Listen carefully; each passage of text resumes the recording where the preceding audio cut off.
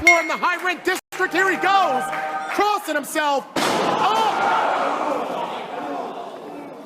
He's done.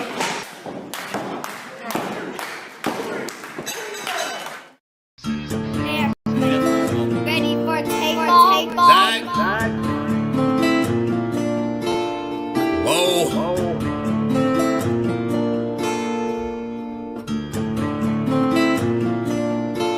Working hard on my stump, what's the problem? I ain't had shit to show, being modest. Now it's grams of the wax for my conscience. Bron James in LA, you're on college. I've been jumping on them planes like a hobby. Still moving with the pack like my partners. Put the John on them jets cause you wildin'. But the bowl is a party on the island, moment of silence. So good, get back to the topic.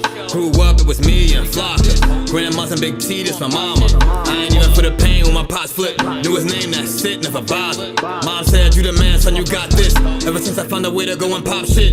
Hold up, blaze through a whole zip. Took a seat at the table of my first flip. Days in red roof with my first whip. Split the money with the gang, never post pics. Seen a change in the game, had to coach it. Never let them take my wangs in the mold, bitch. Ever made in a month, nigga. Used to serve him at the minute just to front, nigga. Goddamn. Had to grow up quick, I made my own rules. Had my first child, got it jumping with music. Can't really hang with nobody who losing. I thought by now that you would go and get it, but I could hardly see niggas this distant. Know you get cropped if you not in the picture. And I made that zag and went got a bag. Shots to the Henny and OG prescriptions, put rebel shit on the map. Took a leap from where I started at. Started ballin' now, Chris Paul and Cats. Got them steady calling for the mold, but I'm on a roll, gotta call him back. And that's all fact.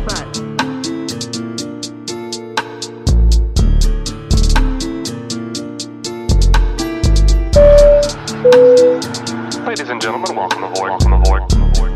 All carry-on items should now be stowed securely, either in an overhead bin or under the seat in front of you. All aisles, exits, and bulkhead areas should now be clear. All electronic devices should now be turned off and stowed, as they may interfere with the aircraft's navigational and communication systems. Once airborne, we'll let you know when you may use approved electronic devices, but note that some items may not be used at any time during the flight. You'll find a list of approved devices in the in-flight information section.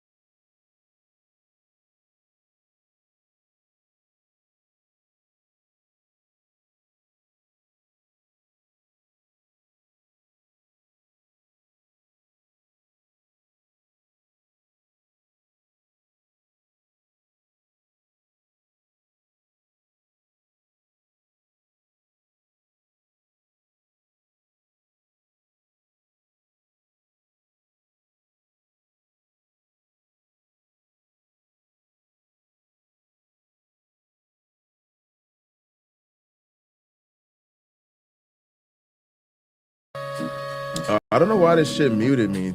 But yeah, welcome back. Thanks, PC.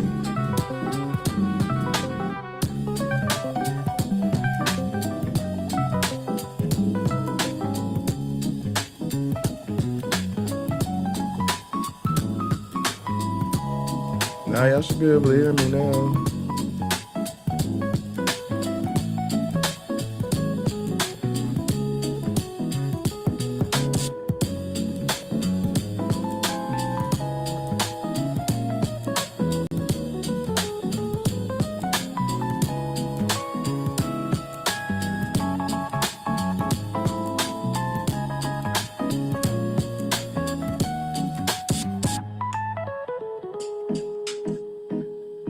I could hear it.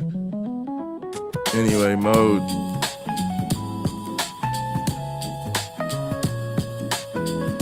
But yeah, it's good to see y'all. Hey Liz, hey PC, hey Kyle.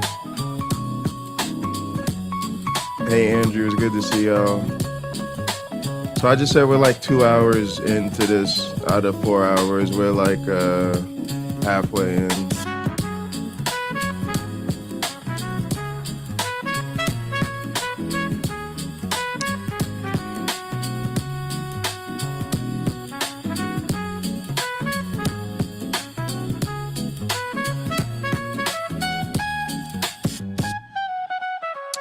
trying to keep working on this donut.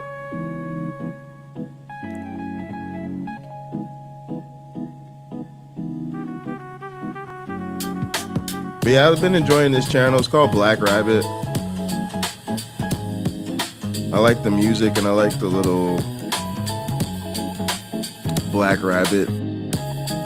But I listen to this a lot when I'm working. It's relaxing.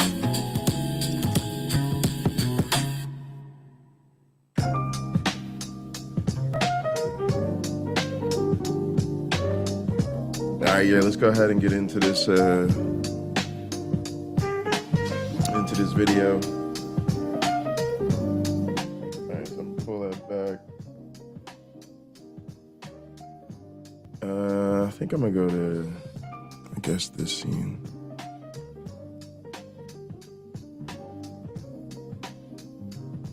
All right.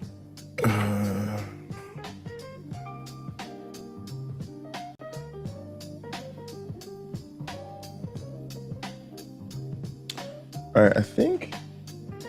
It's only going to be here. Doesn't matter about. All right, so we're about to make this table. So I'll pull back so he starts talking about the milky table.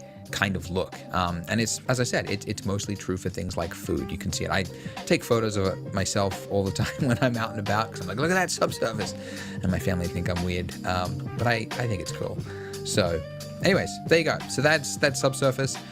All right, I'm gonna pull the camera out to here, and then let's add a table because this has to be a table. We're gonna do the texturing in the next part, but let's add a table. Now, normally, if it was a table that you were, make sure I turn that off while I orbit around. Yeah, if this was a large scene, right, whatever, you would have to do, like, model an actual table. If you know the camera is only going to be here, doesn't What did he matter, just if you turn know the off? scene, right, whatever, you would have to do, like, model an actual table. If you know the camera is only going to be here, doesn't matter about anything except the top surface. So all we need to model is Shift A, plane. All right, so let's do this. Let's just get into it because I know he did something with the damn camera.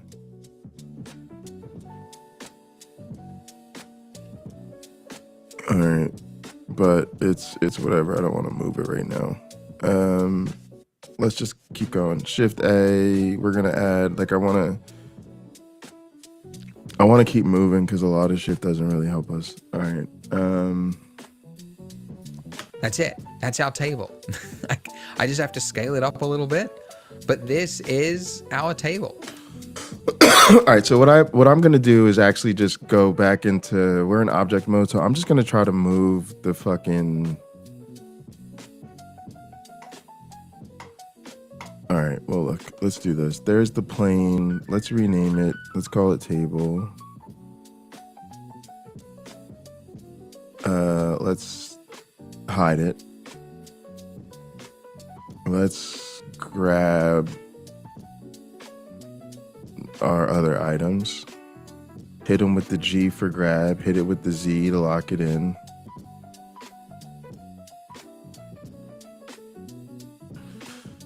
All right. Now I kind of messed that up because I actually want to put the table back so I can see. Now hit them with the G, lock it with the Z, and then just have them go up till it more or less looks like they're sitting on the table.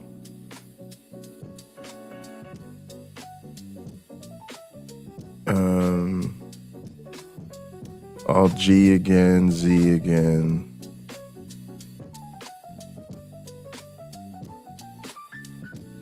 And I'm more or less happy with that. Again, it's baby's first fucking 3D model, so. It's actually really common in 3D if you look at like breakdowns of 3D scenes in movies and stuff. Everything is fakery. They're just like buildings are cards. They're just like a plane with a texture slapped on it. Nothing is real. You know, when the camera moves, they might have to like model things properly, and people go like, oh, I have to model it now. But like if the camera's here, it doesn't matter. Just make it a plane.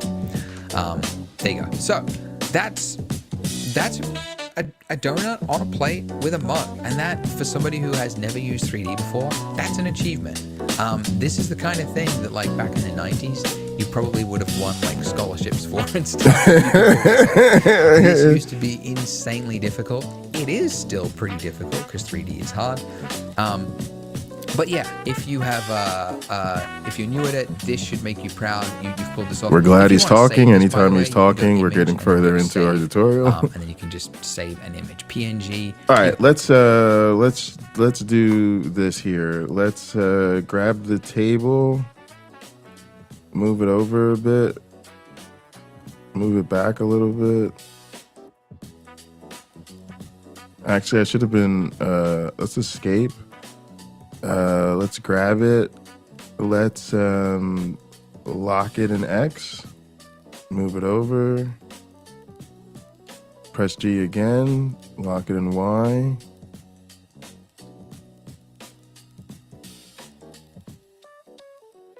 All right, now let's look through our camera. Yeah, see, now we have a little bit more coverage.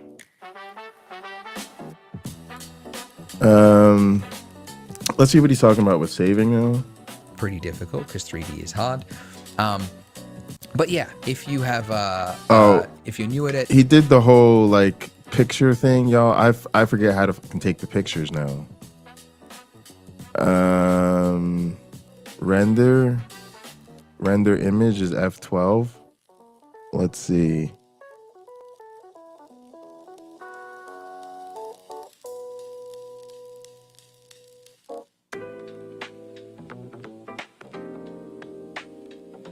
Whatevs, okay. Something like that. this should make you proud. You've pulled this off. If you want to save this, by the way, you can go image and then go save. Image. Hey, let's save our picture, gang. Fuck out of here.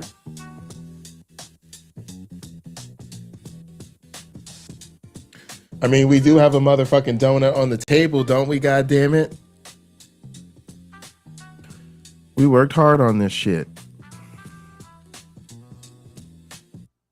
Donut. Render. 0. Boom! Save his image, motherfuckers. What's up? What's up? What's up? Pictures. Pictures.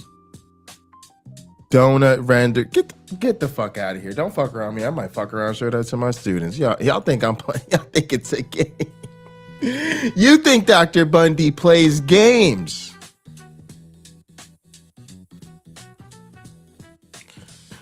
All right. And then you can just save an image, PNG. You got all the options, JPEG, etc. However, if you want to make this look good in the next parts, we're going to be making this look much, much better by doing some texturing and making our table look good and adding some ceramic textures and things to different objects. But this is kind of the end of the modeling section of the donut tutorial. So we touched on, basic primitive. This is actually kind of good because what I might tell my students, I should make a note. Let me grab a notebook.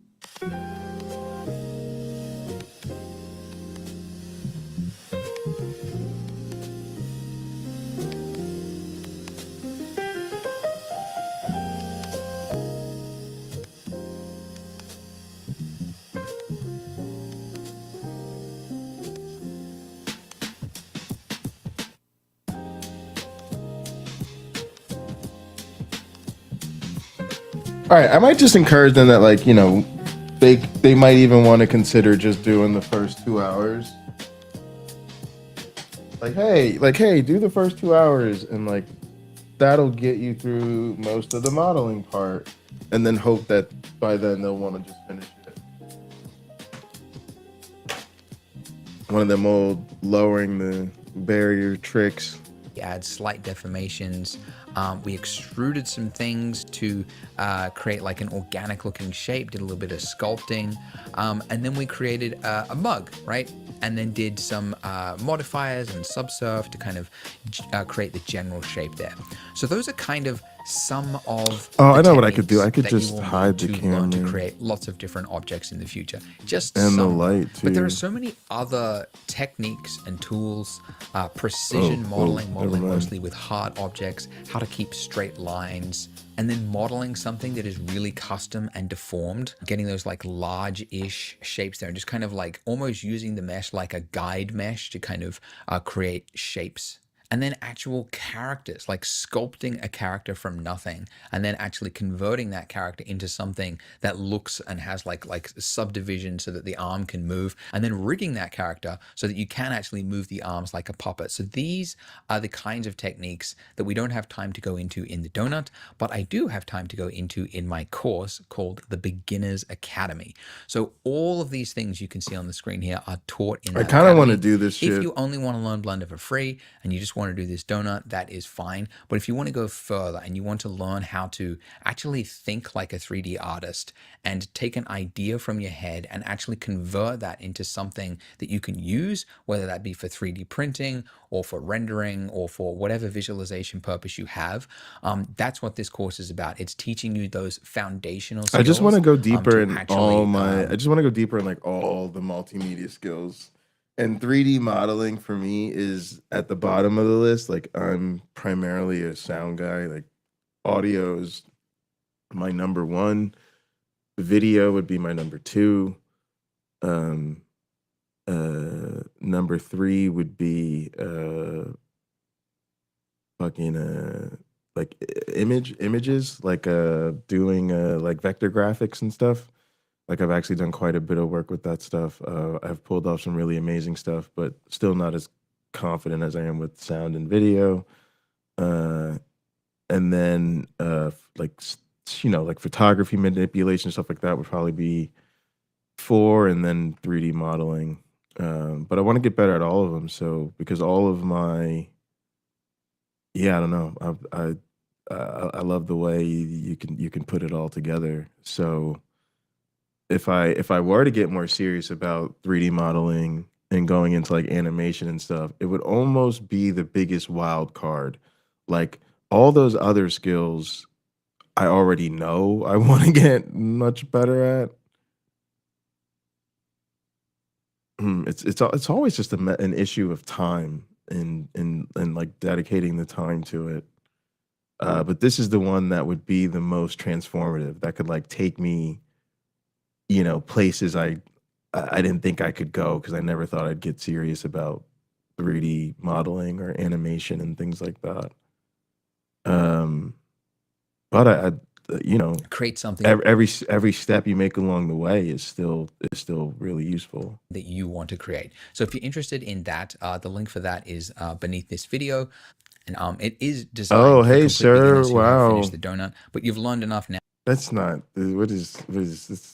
It's not a thing. Nice. Thanks for being here. Appreciate you.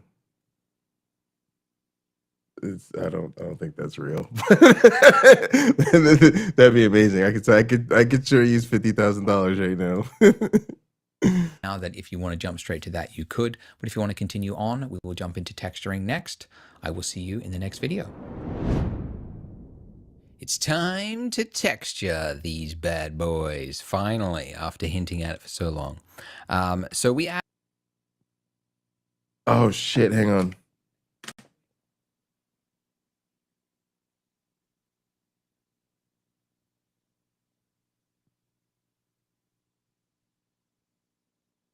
Hang on. I accidentally unshared the screen.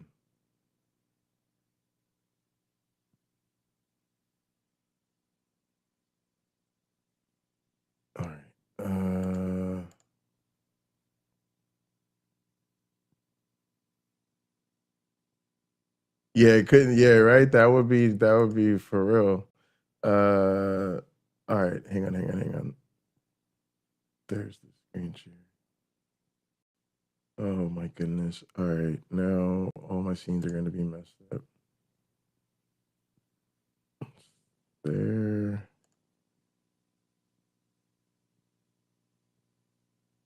I'll have to like re-add it to the scenes.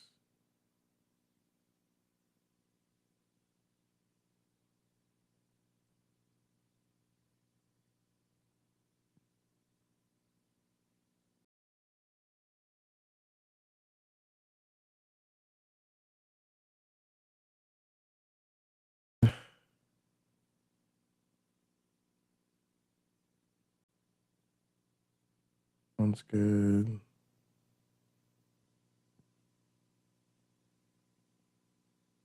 Good. That's good. All right. That you want to create. So if you're interested in that, the link for that is beneath this video. And it is designed for complete beginners who have finished the donut, but you've learned enough now that if you want to jump straight to that, you could. But if you want to continue on, we will jump into texturing next. I will see you in the next video. It's time to texture these bad boys, finally, after hinting at it for so long. So we added some simple materials, and that is actually fine for some types of objects. Like you might actually have a plate and go like, it's just white plate. Doesn't need any texture, but most things need texture. So I'm going to select my table floor here. I'm going to go to the material panel right here, and I'm going to add a new material since it doesn't have one. And let's look at how to add a texture. So right here where we've got base color, if we want to add a color texture, we just click on this little yellow dot next to it. I know that's not clear. It will become clear when I show you nodes. But when I click this, you get this slide out menu with a bunch of different options here. And the one that I'm looking for says image texture. Okay, so now I can hit open. And just to demonstrate this, I'm going to select a wood texture that I downloaded off the internet just to show you. All right, hang on a sec. Let me pause now, this for a sec. On this note, if you happen to see this, if you use an image texture that you find online. Let me switch over to. Let's switch over to music for a second.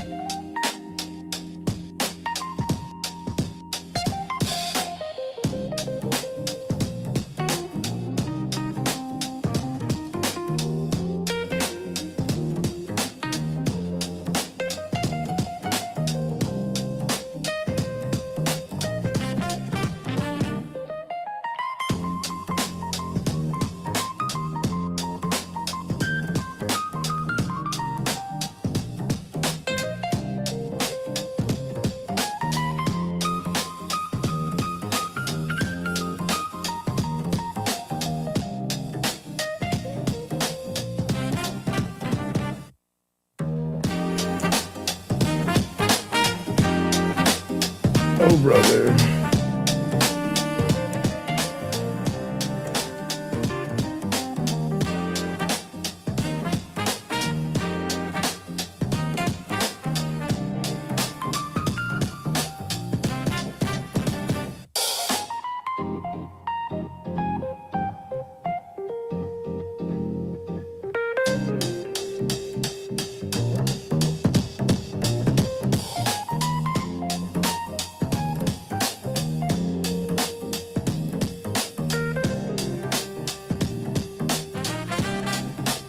All right. All right, I'm ready to go. I have to check on something. And I got back to Oz today, so I think I might link up with him next weekend. All right, let's get back to work.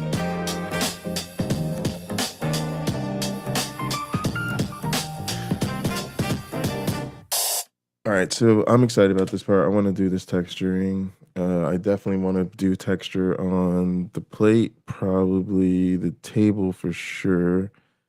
And yeah, probably donut too. I really want to create that band in the middle of the donut. It's because there is a new feature.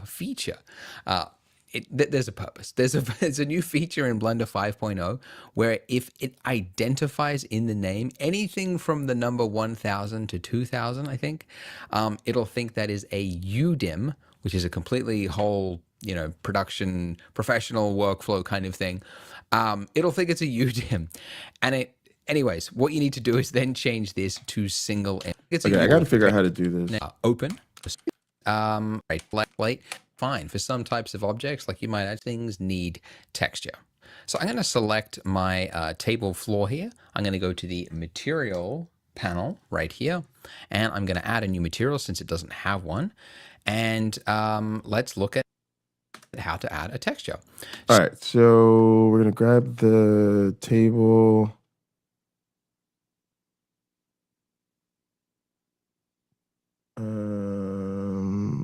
Where do we go for materials?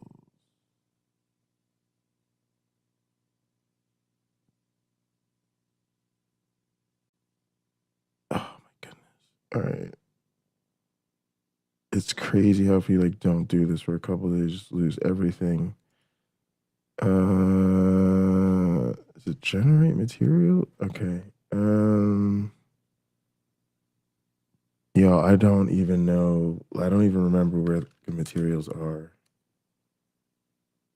Where did he go? But if you want to continue on, it's so long. So we add types of objects, like you might add things need texture. So I'm going to select my table floor here. I'm going to go to the material panel right here. Oh, it looks like it's down here. There we go. Okay. And then add new. And I'm going to add a new material since it doesn't have one. And let's look at how to add a texture. So right here where we've got base color, if we want to add a color texture, we just click on this little yellow dot next to it. That's what we've been doing. It will become clear when I show you nodes. But when I click this, you get this slide out menu with a bunch of different options here. And the one that I'm looking for says image texture. Okay, so now sweet. I can hit open. And just to demonstrate this, I'm going to select a wood texture that I downloaded off the internet. Okay, let's go get a wood texture. We can probably just go here.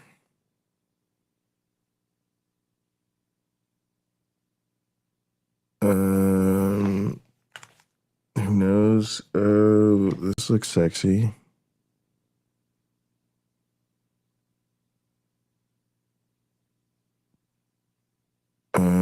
Let's just put it in pictures for now.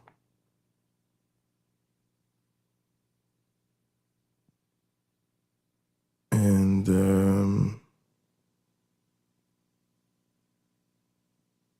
don't know, we'll grab another one in case.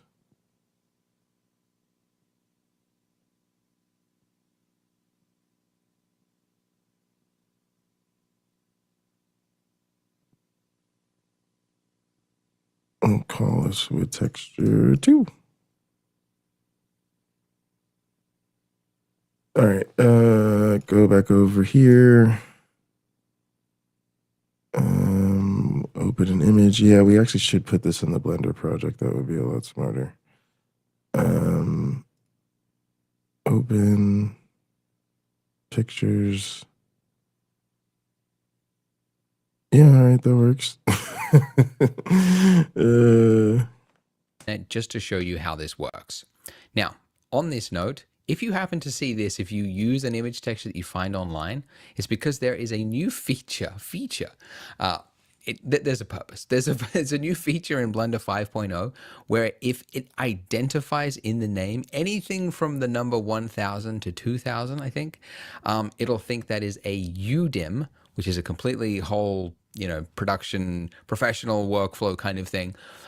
It'll think it's a UDIM. I kind of wish it was sitting this way. Anyways, what you need to do is then change this to single image. But most of the time, most images, if it doesn't have those numbers, a string at the end, it should just load in fine. Anyways, let's say you had an image like this.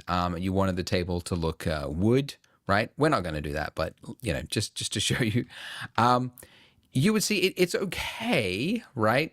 But there is no bump information. Okay. And that is because, of course, the 3D software doesn't know that there's supposed to be crevices here, right? Little dips in between the table, the fine tooth grain of it. It has no idea because it's just taken with a single camera. It would have no idea how to guess what that true information should be. I mean, there is technically a way to guess it, but it never really turns out well.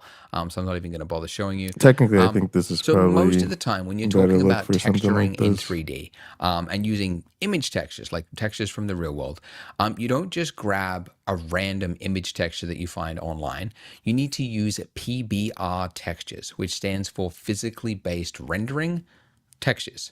And there are many different places that you can get PBR textures from. The best website that I think is Polygon, POLII. All right, let's see what they're talking about, y'all. IGON.com. The link is below. Ooh.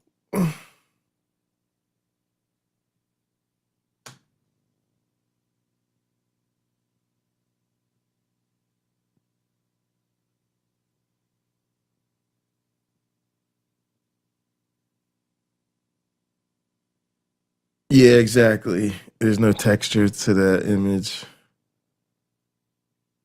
Oh, I keep pressing the wrong button. I gotta learn the controls. And I think it's the best website because it's my website. It's my company, which I created 10 years ago, and it is now the fastest growing texture library online. Wood.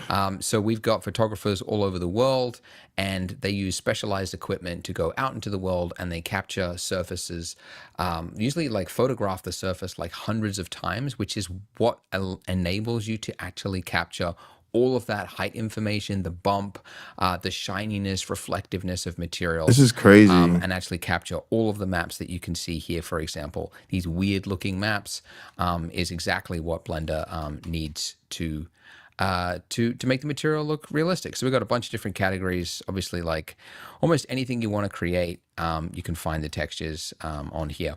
But for just this tutorial, if you go to polygon.com/donut, the link for that is also below. But this has the 6 textures that you'll actually need to follow along for this video. They're all free. We've made them free. All you need to do is get a free account, and you can download all of those by just clicking them and then hitting download. And also, if you scroll down, we've got some premium textures here if you have a subscription with us that you could use for the cafe scene that we're making to kind of spruce it up, make it your own, add some variation there. So we've included some ones here that go well with the scene. And if you use this link, you'll get 10% off any plan you choose. So the first texture I want you to Don't even know.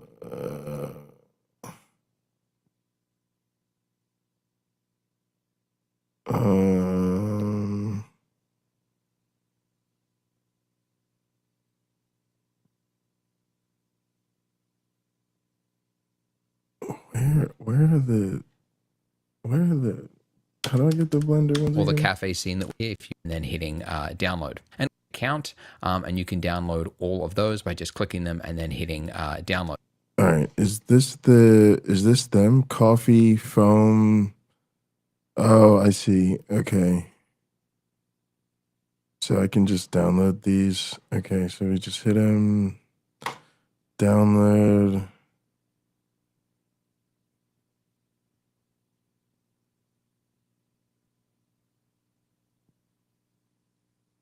Oh, that's pretty cool. I might get that eventually, but I don't need it right now because I don't even know if I'd be using this computer.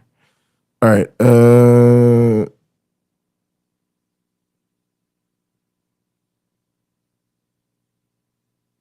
Download it. Cool.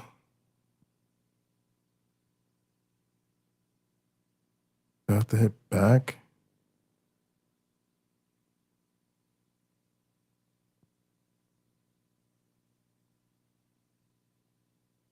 I don't even know what the rest of these are for, but sure.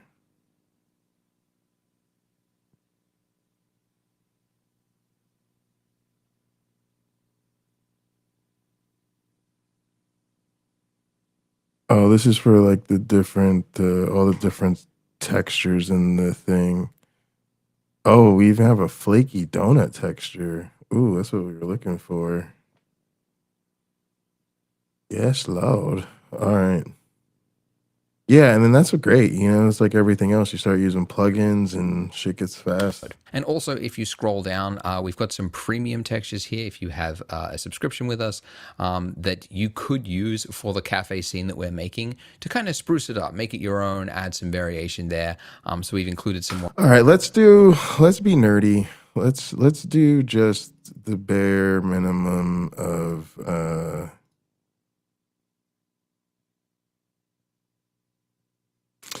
file management. So we'll say new, we'll do folder, we'll say donut tutorial.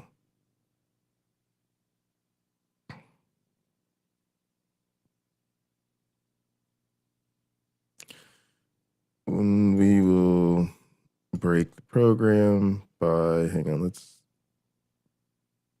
save first. Then we'll go ahead and break the program by dropping everything in there.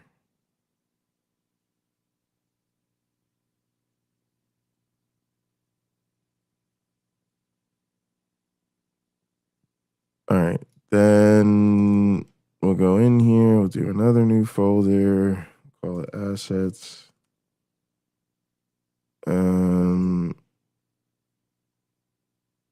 Another new folder, call it images. All right. We'll put our wood textures in there. Then we'll go to downloads.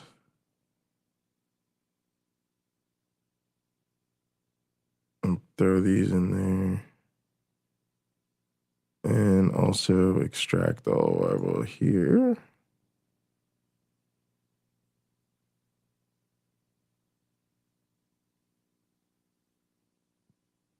I feel like I only did one of them. What's up?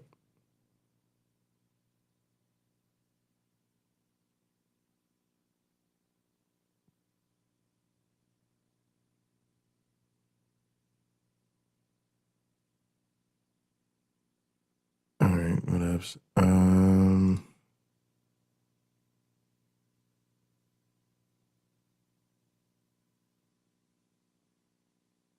I don't even know if I need to extract these, but whatever. All right, let's just do it. Oh, brother. Oh, is that one already done? Whoopsie daisy.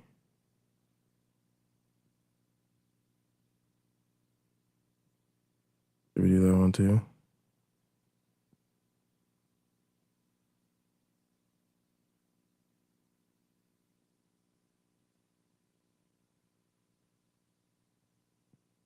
This way we can just get straight to the files when we need them. I don't have to mess around. I guess at some point we're gonna fill the coffee mug. I guess it's just be like a surface, just like a circle or something. I don't think uh-oh. Ruh-roh. What happened? All right, let's keep going. Ones here that go well with the scene. And if you use this link, you'll get 10%. If you could use sometimes have. Now we actually have a Blender add-on which makes downloading and importing these Yeah, so it that you looks know how pretty to use cool. PBR Oh, maybe the textures just add-on would flat. help me. And then I want to show you the easy way after. So once you've got your free account, you can come back here and you can click on download, this big download button. So that'll give you an 8K texture.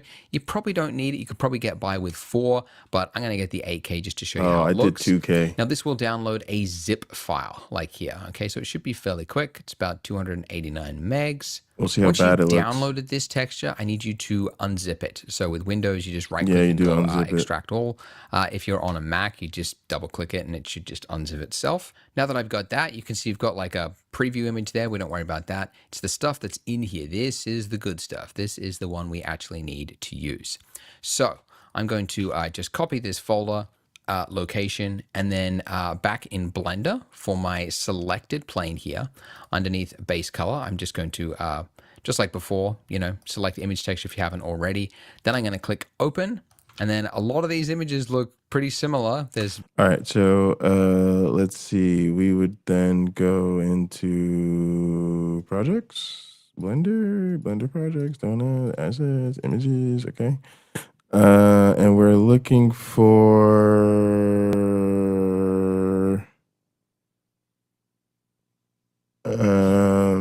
we're looking for the table, which is maybe one we didn't even do. Okay, so let's see. Yeah,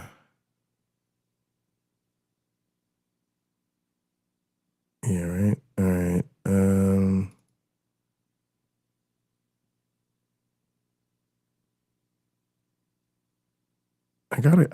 Let's go back to the page because I didn't even pay attention to what's the actual.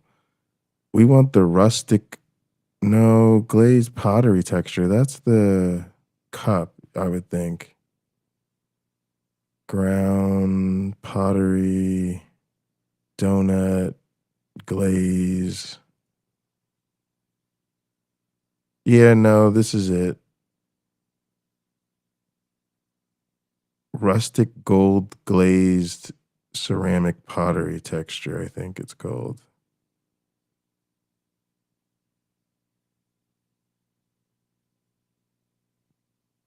Or he's using very one little called... detail. Click going to just like before. I copy this folder, one we actually need to use about that. With Windows, we'll download a zip file like here. Okay, so it should be fairly quick. It's about 289 megs. Once you've downloaded this texture, Concrete worn? Yeah, I don't know. Y'all are weird. All right, let's see. I'm gonna go.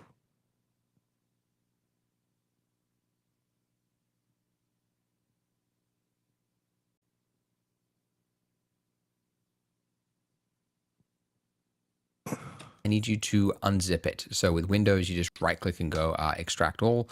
If you're on a Mac, you just double click about this. Back in. But the one we're looking for is underscore base color. So that is the one we're going to start with. Okay, so this has given us.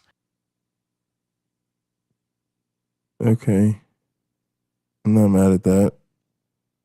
A nice, clean, delit concrete floor texture, but the same problem. We don't have that height information there. And that's because, just like before, we've only loaded in information into the base color. So it's almost like this has been printed on cardboard. That's kind of the appearance there. So we need to load in the other PBR texture maps, they're called, all of those different images that we downloaded.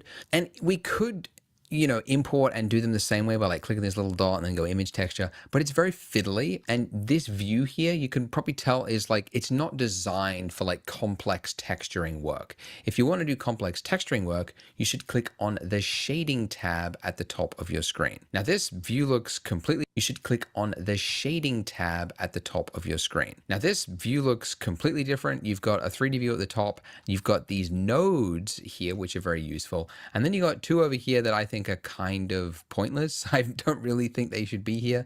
I've never really wanted them. So I'm going to right click on the like the divider between these little windows here. I'm going to say join left, and then I'm going to do the same for the bottom, join left. And then I want to flip it because I don't really like having like the top view and this. It's like, it's too widescreen to like look at things like this. So instead, I'm going to right click this, say join down, and then at the top of my screen here, the top of the little divider there, until I get that little arrows, I'm going to right click and then I'm going to say vertical split.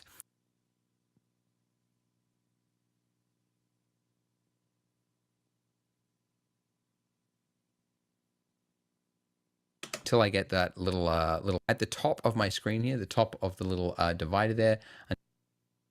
I'm not getting that little. Let me just do it anyway. Until I There get we that go. little arrows, I'm going to right click and then I'm going to say vertical split. And then to make this one on the right hand side, those same shader nodes that we had from before, click from this little drop down at the top. By the way, if you don't see it, you just have to like middle mouse, like grab and pull across, and you will get all the way to the end there. But yeah, if I click that and then go shader editor, then close this by hitting the N key. It's a lot of steps. But now I have my shader nodes. So the shader nodes over here, this is actually the same information as what we have. No, actually, I'm with it because, yeah, no, you just gotta. It's like any other program. You just gotta figure out how you like to work and like lay it out. All right, so I think I gotta do Shift Alt. I'm trying to pan, like I'm trying to do the. There. Hopefully, I'm not moving things. All right. Our material over here. For example, if I was to adjust this roughness, you can see that it's adjusting both of those values there. And when we added in this, and you can see over here, for example, if I was to adjust this roughness, you can see that it's adjusting both of those values there. And when we added in this, and we clicked image texture, it was basically in the background adding in this node here, which loaded in the image texture. So this is it's a simplified view. If you want to do like small changes to a material, you use this panel here. If you want to do anything more complex than that, you use the shader nodes here. And it's pretty self-explanatory to understand how shader nodes work. It's like over here, this is your material output. It's the final material. And generally you have a shader, which is something like this, Principled BSDF. That is the shader that you use for like 99% of materials now. And then you just have a bunch of values. And then you can connect things into this to do different things. And I'm going to show you how we can like tweak this texture and do a bunch of stuff. But first, let's load in some of those PBR texture maps. By the way, if you're wondering, the view on the left-hand side of the screen here, why does this look different? This is because, and again, a middle mouse drag along the top there, we talked about the 3D viewport. We talked about the rendered view mode. We didn't talk about this one. This is the material preview mode. And it's literally designed for previewing materials because it loads in a like fake world view around it called an HDR, which you can actually swap out here. So you can see, different types of environments, but it's a way to like quickly visualize a material without having to like change a bunch of lighting to understand how the material is going to look, because materials look very different in different lighting setups. So it's actually a very useful mode, and it makes sense. It's called Material Preview. So let's load in another image. So I'm going to hit, I could hit Shift A, or I could just go Add at the top of the screen. All right, I think I should go over here to the material, and I think I could, for instance, go up 2 levels and go to the concrete thing, do the base color. All right, go ahead. Yeah, it's cool that Blender's hotkeys are the exact same ones everywhere. So Shift A is the same as Shift A over there, right? Add.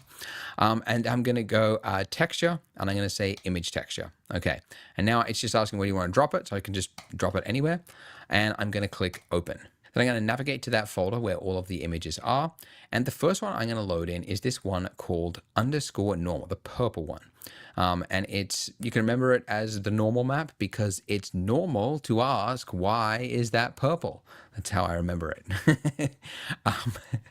Then just hit open on that. And the place that you would put that, you could guess, is the normal input, that little purple input there on our shader there. So the way you connect something to something else is you just, where there's a point, you just click that point and you just drag out and connect it to another point, and then you release. And then it is connected. Now you can see that there is some bump information now, but you wouldn't know it, but this is actually the wrong, it's partly the way to connect something, but we need to do something else. First of all, you can see that between here and here, whoops, we've gone from a yellow input to a purple input. Now it's okay to go from like yellow to gray because gray just means grayscale. So you can go from color information to gray information. That's fine. But normal is like vector information. Yeah, without getting technical, like the normal is the way the face is, like that invisible line of the faces. And this is like faking which direction each of those pixels has. But basically, we need to add something between here and here to convert this from color information into vector information. And we can do that by hitting Shift A to add again, and then going to displacement in this drop down and clicking normal map. You can also, if you can't find it, you can go to the search bar and you can type in normal map as well. All right, once you've got this normal map, you then just need to drag it over that line until it lights up. And then you just want to do a single click and it will connect it. Okay, so now it is correctly connected, but still it's just not quite right. There is a lot of steps to like manually connecting PBR texture maps, which is why I want to show you the fast way to do this after this. But I need to show you this because you might be using PBR texture maps from elsewhere or from like production files and stuff, and you need to know how to actually manually connect them. So when you're working with PBR texture maps, the only texture that should have the color space sRGB is your base color, okay? Every other map should have the color space set to non-color. And again, without getting technical, I keep saying that because these shaders are very technical. It basically, it's converting it to linear space. So it's using that, or it's actually not doing any conversion. It's just saying like, let's use the raw values from that and just use it linear. Anyway. Other software sometimes call those utility maps, but Blender is non-color data. Okay, so now that we've got that, look, we've got bump across our concrete there. And if we went into the rendered view at the top there, you could see if I took my lamp at the top there, and then I brought this like way down to the plane there, you can see we get this like nice gritty shadows cast across the surface there. And this is how you make materials that look realistic. You can't get this information any other way than by very expensively capturing these surfaces. And I know that because I've seen the bills. I know how much it costs to capture surfaces like this. And it can be thousands. That's where we started. And over the years, we've got that price way, way down. But it's a very expensive capturing process. It's not easy to do. It's not fun. It's very boring to do. So unless you really want to go into that space, it's not something you want to try to do. Anyways, so that's the normal map, but there is another map which is useful. So I'm going to hit Shift A to add another map, and I'm going to say texture, and I'm looking for image texture. Okay. And then I'm going to click open on this. And this time I'm looking for the one with underscore roughness at the end of the name. Okay, and then just like before, I need to make sure my color space is set to non-color data. And then finally, I want to drag this out to plug into my roughness input. Now, when you do that, you'll see that the material goes very, very dull. So it was like, you know, before when we set this to like shiny like this, when we connect this in here, it goes dull because concrete is dull. So this is actually like the correct value for concrete. We like calibrated it to make sure. So this is that. Now, it's very often that you actually want to customize something. Like, for example, cafe tables often have concrete that has been like buffed or like coated in some sort of gloss or something like that, or an epoxy. So it's totally fine to just want to have like the free control of the slider there and not use it. Like the maps are there if you need them, right? If you really want to go for something realistic, you would use them all, but sometimes you don't, and it's totally fine to just disconnect them. Now, the other maps here, by the way, if you're curious, this yellow one ORM. We don't use that in Blender. That's used by game engines. Polygon provides them because we, serve all the different renderers and softwares out there. Displacement is a different method than normal map. We're actually going to use that on the donut. Metallic is if the material contains metal. That's the only time you would use that. And then the other one is occlusion map, an ambient occlusion map. That's if there's like deep crevices, like if it's like a pebble pathway or something like that. This is the actual like shadows that like collects inside of crevices. But we don't need that. Honestly, most of the time, these three maps, the base color, the normal map, and the roughness, that is like 90% of materials. And that's really all that you need for those. But it is still very finicky to do this, right? Am I wrong? Like having to remember the color space and connect this and convert that. And like even just these three things was like 30 clicks. So that is why most people that are dealing with PBR textures don't want to have to do this. They want to use an add-on like the Polygon add-on. So at the top of the page on polygon.com/donut, you can click this link that says download Polygon add-on, or you can just go to /Blender.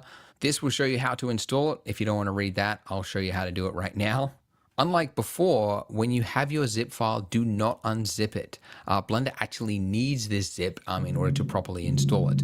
So what you do is you drag out and you release the zip file from anywhere on the computer, and then it will say, install this, because it'll recognize as an add-on from anywhere on the computer and zip it. All right, where do I get the add-on?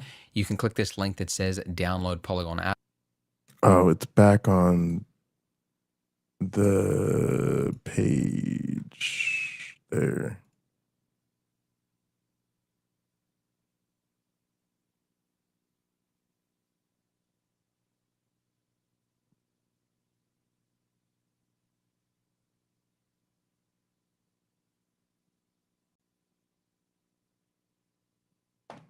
Add-on, or you can just go to /Blender.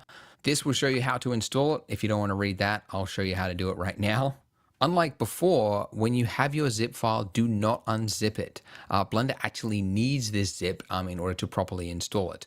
So what you do is this is how you install the and you release the zip file from anywhere on the computer, and then it will say install this, because it'll recognize as an add-on, and then you say yep, install it, and you say okay. Now if you go to edit, preferences, then go to add-ons, you should see one there called Polygon at the top. All right, let's see. I guess it's installing it. Okay. Then if we go to preferences, add-ons, Polygon, look at that. Up there, which means it has been successfully installed. If it didn't successfully install, maybe you're on a Mac and maybe it actually automatically unzipped itself, in which case you need to rezip it and then drag it over. But yeah, it should install if it is properly zipped. Now, once you have done that, in your 3D viewport over here, if you hit N, which brings up your properties, you should see a tab there that says Polygon. Then if you just like one click login, this will take you here, and then it will just say login confirmed. Go back into Blender and you should see now we've got materials in a scroll bar, right? Which is pretty cool. And I can type in anything I want. Let's say sprinkles, because I know there's some sprinkles materials here, for example.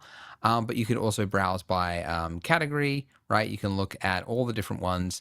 And importantly, this will actually download it. So one click download like this, and then one click apply. And look at this. All of this has been set up automatically. All of these are automatically set to non-color. We've got the exact, precise, correct use of every single map that is ready to go.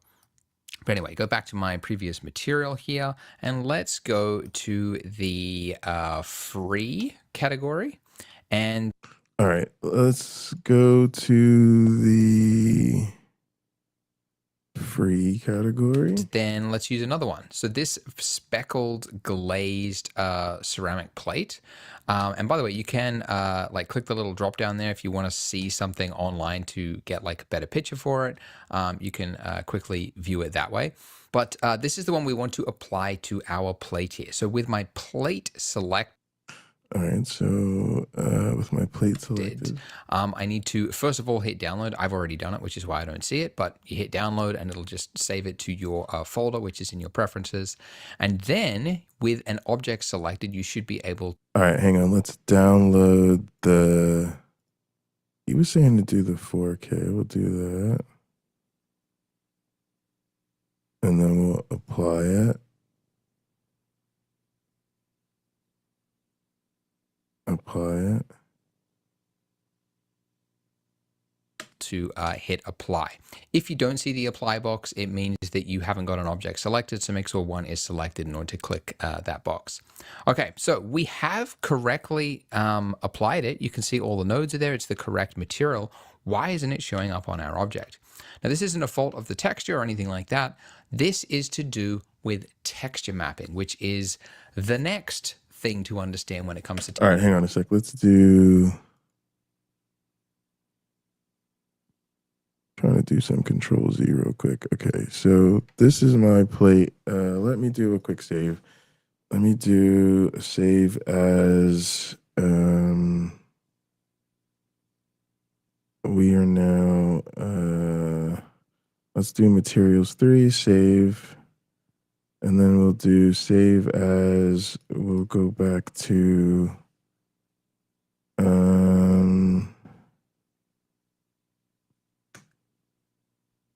Texture 1. Nothing's called texture 1, fool.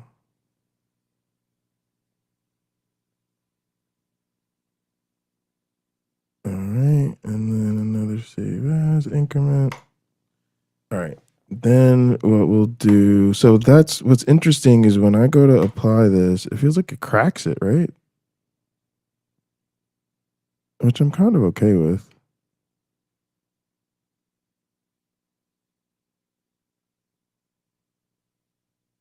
But I'm like, why is there a crack in my plate? What did I do?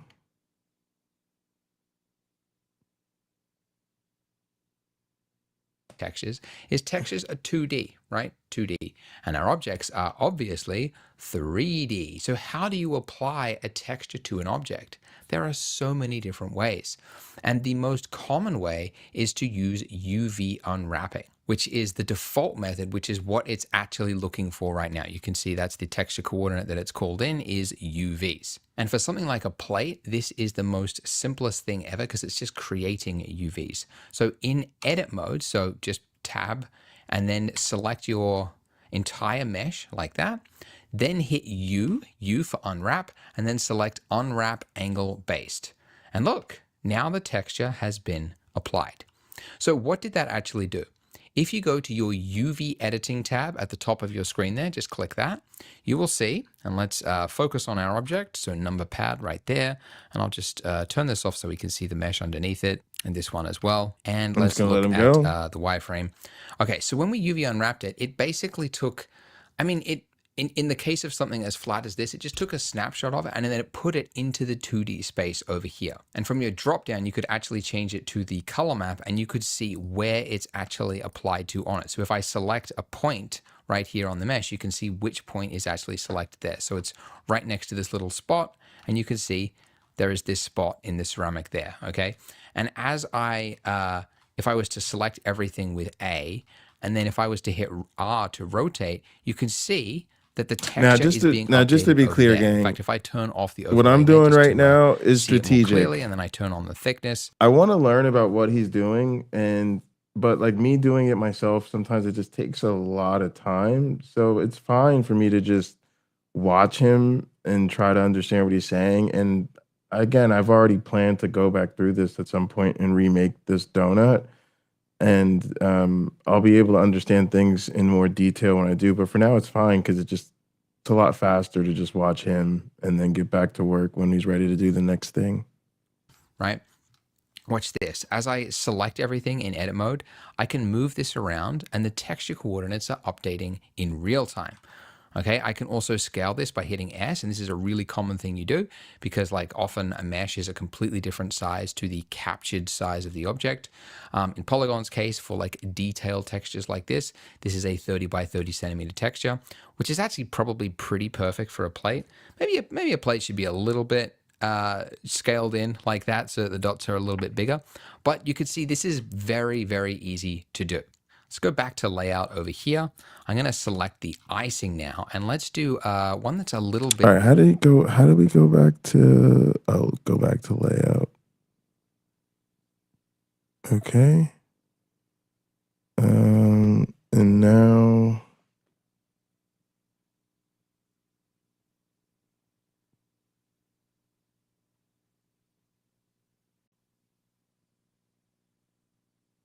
Bit more complicated. Select the icing now, and let's do one that's a little bit more complicated. So I'm going to hit N to bring up the properties again. I'm going to scroll down. So this is in the textures free category. Scrolling down. And I'm missing again, what he did. one that's a little layout over here. I'm going to select the icing now, and let's do one that's a little bit more complicated. I'm going to select the icing now, selects and the let's do icing. one that's a little bit. And then he goes to this. Yeah, okay. More complicated. So I'm going to hit N to bring up the properties again. I'm going to... I think you still got to go... But I'm going to hit N to bring out the properties again.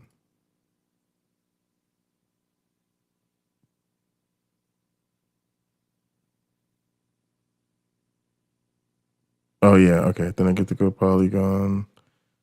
All right. I'm going to scroll down. So this is in the textures free category. Scrolling down, and I'm looking for the strawberry pink glaze. Yeah. Okay, so we got this strawberry pink texture, right? And this All right, now let me download the 4K. was actually captured by literally pouring a bunch of icing into a pan and then using a stereoscopic scanner to capture it from all dimensions so that you get this like really interesting, like that height information there, the little bumps of like the sugar crystals and stuff popping through. Pretty cool. Anyways, let's hit apply on that. Oh, he did the Okay. 2K. Okay. You can see there is some texture on here, unlike the plate, which came in like nothing. And the reason for that is that when you add in a torus, like certain primitives we added in a torus, it actually comes in with UV unwrapping already created. Okay, so with this one here, so it's already got some UVs, but all that extra work that we did at the bottom there, like extruding some things down, that's all been missed. All of the way that things have been shifted because now it's lumpy, all of that is missing as well. So it would help to actually UV unwrap this again and project these points in a way that actually matches the mesh. So the way to think about this is, what if this mesh was made of paper and we had to lay the paper flat over onto this texture on the left-hand side over here? Where would you place the cuts on the mesh in order to lay it flat? And in the case of something like this, where I would place the cuts would be essentially along the edge, right along here. Okay, so if I alt-click along that edge there, that should select all the way around it. So do check that it goes all the way around it. If it doesn't, then all here. Okay, so if I alt-click along the edge. I don't even know. Along. I don't even know how he got the damn whatever he's got going to the left. Like, I don't even know where that came from. Oh, I thought it was the proportional editing. It's not, but I guess he's got that on. Should have kept that on. And I don't know how he got this left side window open.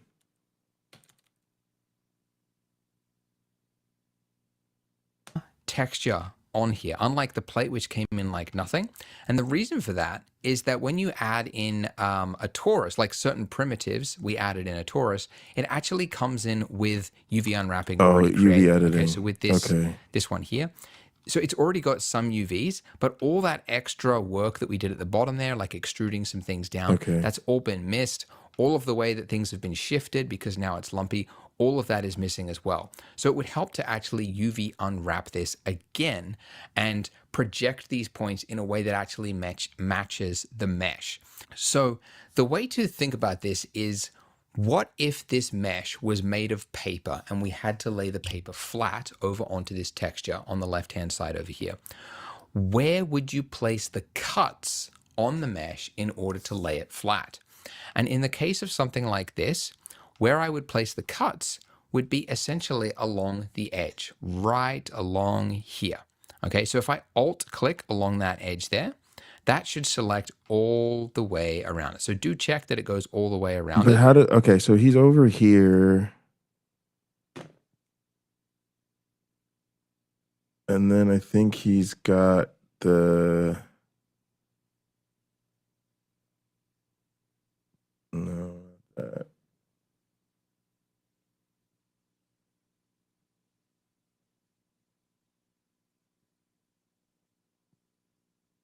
Yeah, I don't know. Ooh, that looks good. I'm just clicking buttons because I don't know what I'm doing. All right, I'm just gonna go because I don't really care if about it doesn't, this. then this next step will come out a little bit funny. Anyways, now that I've selected that, to add a cut, we're gonna hit Control E, and then I'm gonna select Mark Seam. Okay, and now if I was to go back into wireframe mode here and then just turn off this selection, you should see that we've got a line here that is red. By the way, the one next to it that is purple, that is the one that has the crease, which we added when we used the solidify thing to make it cling to the donut a little bit better. So we've got this line that goes all the way around it, okay? And that has done a cut. Now, nothing has changed yet because we still haven't UV unwrapped it, and that's okay because we need to do one more right in the middle of our donut. If you just select like a random point on the inside of the donut there, then hit your focus key, tilde 3 or numpad period. Then I'm honestly gonna let him get go nice because and it's close again, to it's it. a minor D Now thing. that I'm here, I I'm honestly gonna do the don't same care. thing. So hold down Alt and then select this line here. And now I'm going to hit Control E and do another seam. Okay. Now that I've done that, select the entire mesh, and just like before, to unwrap it, it's U. U to unwrap, and unwrap angle based. Now watch what happens. Ready? Wow, that's taking a long time. I don't know why it took that long. I've never seen it stall like that before. Okay, anyways, but look, that is perfect. That's pretty well perfect. I mean, there's probably a little bit of stretching there. There's always going to be stretching, guys. You'll never get it perfect, but as long as the stretching is minimal, like that is pretty well good. It's laid flat, like it looks almost like a cowhide rug, you know, like the dead animal that's been stretched out. It looks like that, but like that's how it works, right? So now if I go into material view, look at this now. We no longer have, I mean, you couldn't really see it clearly before, but you no longer have the stretching that was happening there. It's now been properly stretched across it. It's been properly mapped. And so we've got the texture going all the way in there. Now, the scale of this is probably perfectly wrong. happy with So, the way it looks right now, to be change honest. the scale here, and I want to see it over there.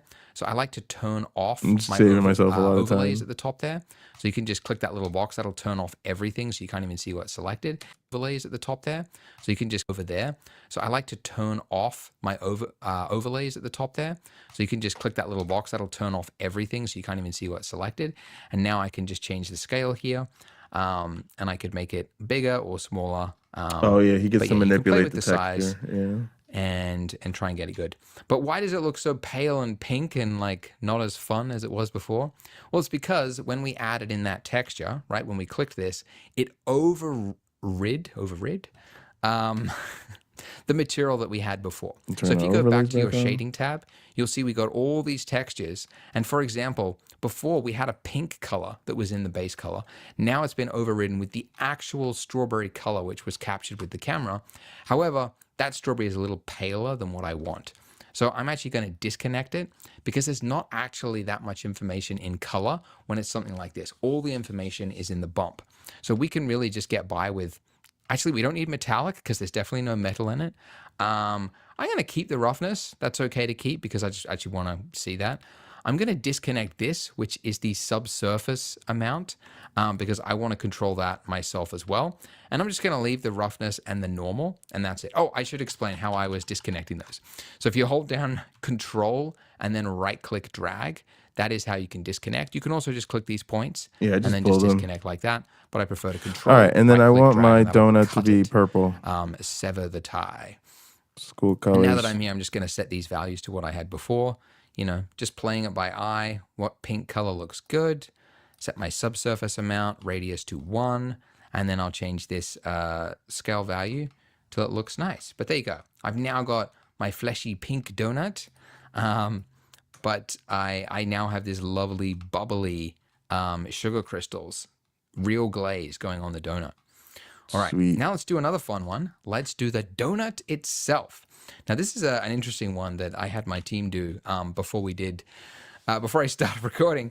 I had them go out and scan a real donut, scan it all the way around, then map it to a torus, and then just get the extracted data.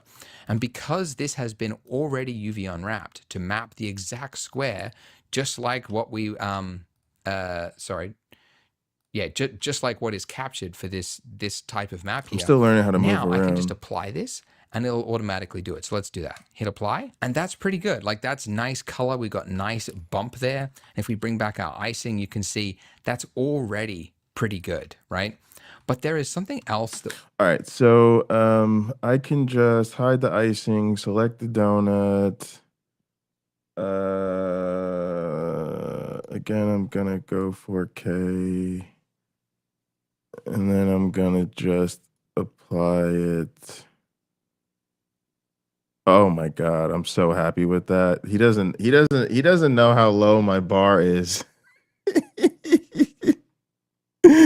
He doesn't know. We can do, because when I was talking about shading, you might remember I mentioned that there is 2 different ways of creating bumps, right? And the normal one, the purple one, that's the one we've been using thus far.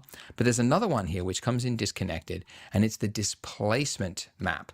Now, in the newer versions of the Polygon add-on, like the next version that's coming out after this, you'll be able to, in this last use box here, you'll have an option that says displacement type. You can currently see it in cycles. So if you use that, you can change it here to displacement and bump. But because Eevee only just came with this feature to enable displacement, it's not yet there. So we would have to connect it ourselves. But essentially all it's doing is when you change that little drop down there, if I grab all these things here, hit G to move them down, and then I sever this tie with the normal, and then I take my displacement. Don't put it in the normal input though, put it in the displacement output of the material here. And what this is doing now is, well, it's still a fake bump, but the other setting that it would enable is here in your material properties, right down here at the bottom where it says displacement, it would change that to displacement and bump. And now if I select my icing, hit H to hide it, you can see that the mesh has changed, right? This is the underlying mesh. It's now kind of expanded. And this is actually the captured data of the height, and it's being projected out of the donut. But it can only use the actual data which is on the mesh, okay? So it currently looks kind of like chunky. And again, notice this is really cool information, and I'm super nerdy and I am interested in this, so I want to learn about these details. But it's good for me to just say, okay, like the next time I do this, because I always plan to rebuild the first tutorials that I do. Like you'll see, I do the same thing in audio. Like anytime I learn new shit, I go back and remix the same tracks. Yeah, it's like okay, let's say we save a lot of time by just letting him show us, and then next time we do it, we'll play with it even more. Again, because we're trying to put ourselves in the mentality of the students. They're just trying to get this done. Because there's not enough information. So if you go to your modifier panel here, and then what would we add to add more geometry? We would add in another subdivision surface. And now when we do that, if I increase this, you can see if I increase it 2, 3, 4 times in the viewport, you can see I get a lot more data come through. Okay, I think 3 is about it. I'm just gonna I'll set render to 3 or 4. Yeah, I'll set it to 3. That should be fine. It comes in a little bit projected. If you want to change the scale of it, you can also do that here. I could change the scale from 0.2 to about a 0.15. Also, you should see how it looks with your icing. So I'm going to hit Alt-H. You can see it's actually, clipping through it. So I'll select my donut again, and I'll change this scale here to about a 0.12, like that. And then, of course, the other value that this is missing is the subsurface scattering, because, again, we overrid the placeholder stuff that we had there before. So in here, I'm going to sever this connection, and then I'm going to set this to 1, and then I'll just make this, whatever. And look, you can make this look like so buttery nice. Yeah, you can. Like, look that at how does look soft good. and fluffy this donut looks. It does look How good. cool is that? Like that. Bring it back. Look at that. We've got real icing with the real crystals. We've got real donut that has been captured and projected onto our torus. And that's just 2 materials, which is really cool. The final object to texture is our mug. And I'm going to do that in the next part because we need to go much deeper into UV unwrapping and show how to unwrap a custom object. So join me in the next video. All right, so that's a good point for me to just take a quick break, just to have a little mental break. All right, so what I'll do, and I should have set up a scene for this. I didn't set up a scene for this, so fuck it. We'll do this.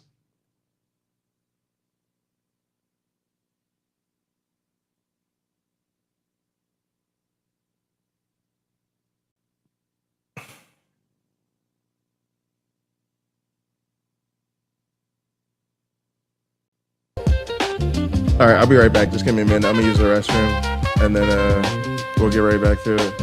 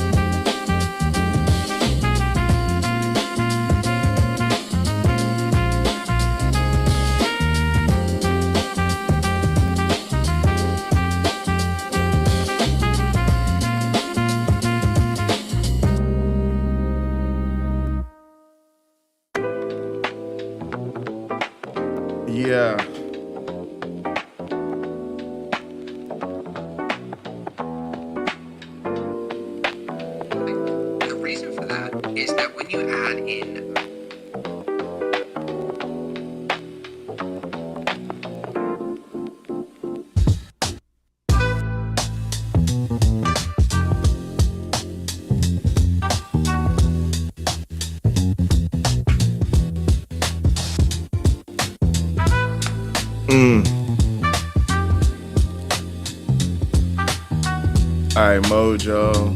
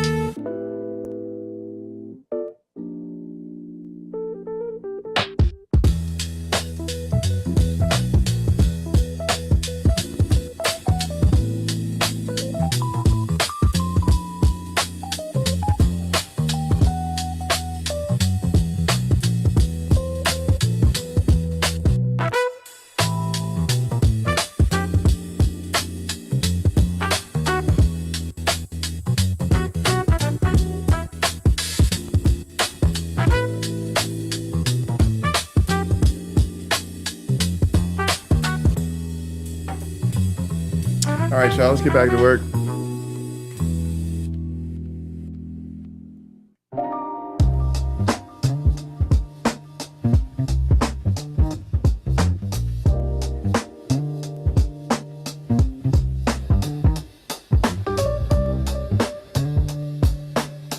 All right,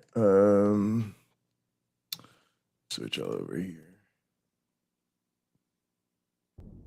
The time has come to UV unwrap and texture our mug. So we did a little bit All right, with our ice. let's get a good save. We're at a new part. Let's get a new save. And now I'm think I'm even gonna change our file system. I'm gonna say EC Donut. I'm now noticing the parts. So I'm gonna call it part 6. Unwrapping 1. I'll go ahead and save that. And then we'll save as increment. All right. Our donut and our plate. We got most of that for free. Those were very simple objects. This is a little more complex, so we're going to have some fun with it. So first things first, we need to apply a texture to it so that we can see the UV unwrapping and see that it's working well. So I'm going to hit N to bring up my properties, and I'm using the polygon add-on, and I'm going to apply the ceramic texture that we're going to use. So the free one that we... All right, so let me see. I don't know where it's using for this tutorial, you can find by typing in Donut 5. That'll bring up all the ones we're going to use in this tutorial. And the one we're using is this one, this rustic gold ceramic texture. So I've already downloaded it, so you'll see download. It'll look like download like that. And then with the mug selected, you want to hit apply. If the mug isn't selected like that, you'll see import, which would just like load it in as a like fake user material that you could reference. But anyways, so select the mug and then say apply. And now we can close that and let's take a look. Now you might be surprised at how well that came in. Like the handle's no good, but the rest of it is... what? He said we can get rid of this? Okay. Semi-okay, right? There's some stretching on the rim and the base, but like why He's so did damn that good at come moving in around. okay? So if you go to the UV editor here, you can see we got some islands, and this matches exactly what you would expect if you created a cylinder. So when we modeled this mug, you remember we started with a cylinder, and that's a primitive object, and Blender automatically UV unwraps the primitive object. Oh shit, I didn't know. So everything that is still a here. cylinder form is okay. But everything else that we created from scratch, like this handle here, it has no idea what to do with it. So it's all stretched and all screwed up. So basically we have to start from scratch and do this again. But that's okay. That's the point of this tutorial, to learn how to do UV unwrapping. So as I explained with the icing, the best way to think about UV unwrapping is to imagine that this object was made of paper and we have to lay it flat onto a 2D surface, which is what this is over here. This is the 3D object. This is the... All right, hang on a second. So I'm going to go here over to here. I think I need to have my edges selected. Alt R. All right. And then wasn't it like Control R for cut, right? Boom. Yeah. Let's see. I think I need to... See how that affects the surface? Like whether it's stretching it or not. And he has more cuts than we do. He has like a cut up here, sort of connecting the handle areas here. And then another one like here.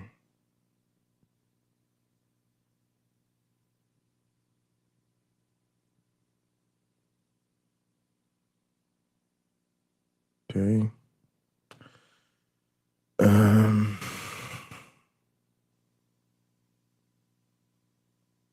Although I'm more than happy with flat this. surface it's being laid on. So it's like we are turning this into paper and we have to lay it flat. Where would you put the cuts on this object in order to make it flat there? And so the most obvious place you could think of if you're looking at doing this is like, I know for sure this handle has to be separated from the rest of it in order to start to lay it flat. Gang, I'm feeling so much better at our handle. I know when I turn around and look at the handle, you're like, this is not going to be good. But you have to remember that that's not our, that's our camera. That's our shot, right? And so our shot, we're gonna cover the mug. We might even just rotate it so that the handle's, the handle's only gonna be, you're not gonna be thinking about that handle and how fucked up it is, okay? By the way, before we start, it would It's gonna be probably some help with photo your, magic. Mug selected. In the modifiers, Some you've got this studio little box magic. there that says on cage. So if it's turned off, it'll show you like the unsubdivided result around it, but then like parts of it get hidden by the mesh. So I usually turn it on just so that I can see it. But bro, where are you at to begin with, my guy? Maybe we're over here. Okay, we gotta see. This is why I need multiple monitors. Like, this is not my real workflow, I feel like. But it's good because this is what students are working with when they're trying to do this shit on their laptops. All right. And like all the mesh is visible. It just makes UV unwrapping it a little bit easier. Okay, so the handle needs to be separated. Okay, so wait a second. Now he's over here. He's talking about these little icons over here, but I don't even see all the icons. Simple, right? Like he's seeing shit over here I'm not seeing necessarily. That's okay. We're all right. I'll live. I'll survive. I will survive. Right here is an incision point, right? So I'm going to select these vertices here by holding down Shift and just Shift selecting. Then okay. Now this we want to get into. Okay, we want to follow along, even if our shit is gross and ugly. We're just gonna do it anyway.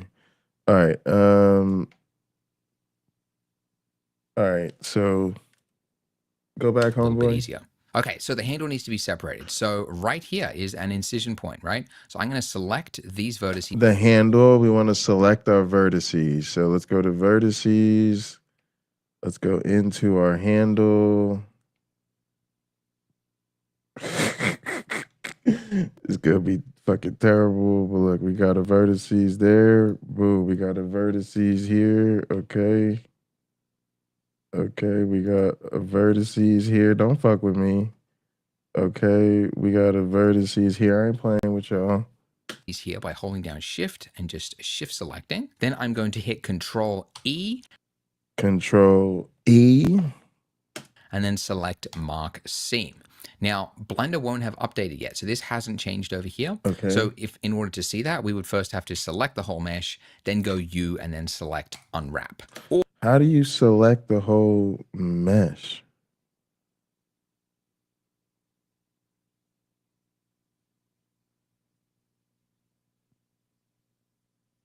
A.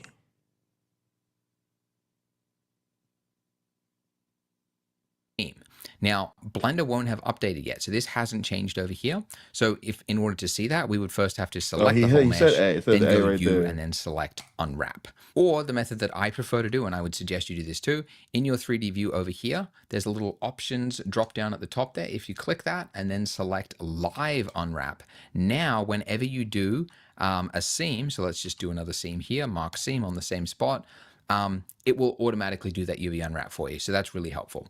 Now, it looks worse. You have to go backwards before you can go forwards, but that's okay. So we've only got one incision. So let's do another one, the other half of the handle. So down here, I'm going to select these points like so, and then hit Control E and then mark seam. All right, so let's just do it.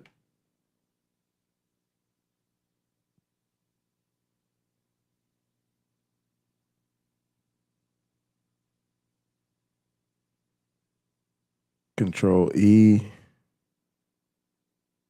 mark seam. Yep, everything's looking crazy. Okay, so now it has changed.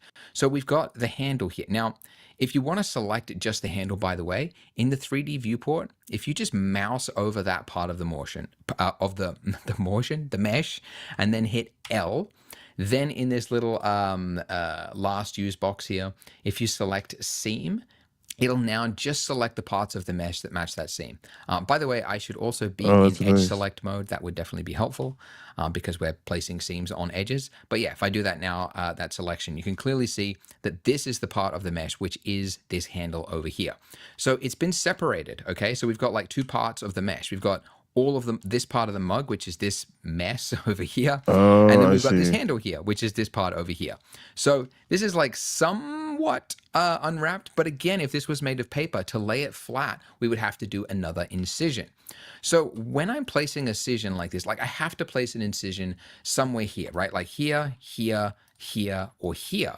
And because a seam generally makes a seam, like a visible line in a texture that will often not be like lined up, that can look ugly, right? It's like, it's not a good look for a model. So often when you're placing a seam, you put it in a place that is hidden.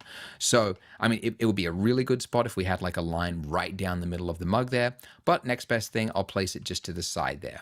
So holding down Alt, select that edge. Now I'm going to hit Control E. And hang on, hold down Alt, select that edge there. Okay. Then say seam. And then he's gonna do Control E, seam. Okay, now you see, now we're getting somewhere. Now look at that. This now has been pretty well UV unwrapped. Okay. That section there. Speak for yourself. So now we just have to do the same for the rest of the mug here. And this is pretty easy to do. So it's, I mean, you can tell like one place we would have to put a cut would be like the base of it, like right here inside of our mug. All right, let's see if we can even get inside the damn mug. Y'all know me, we over here on the struggle bus. So I'm going to hold down Alt just on this face at the bottom there, and I'm going to hit Control E, and I'm going to say seam. Wait, I'm going to hit the Alt.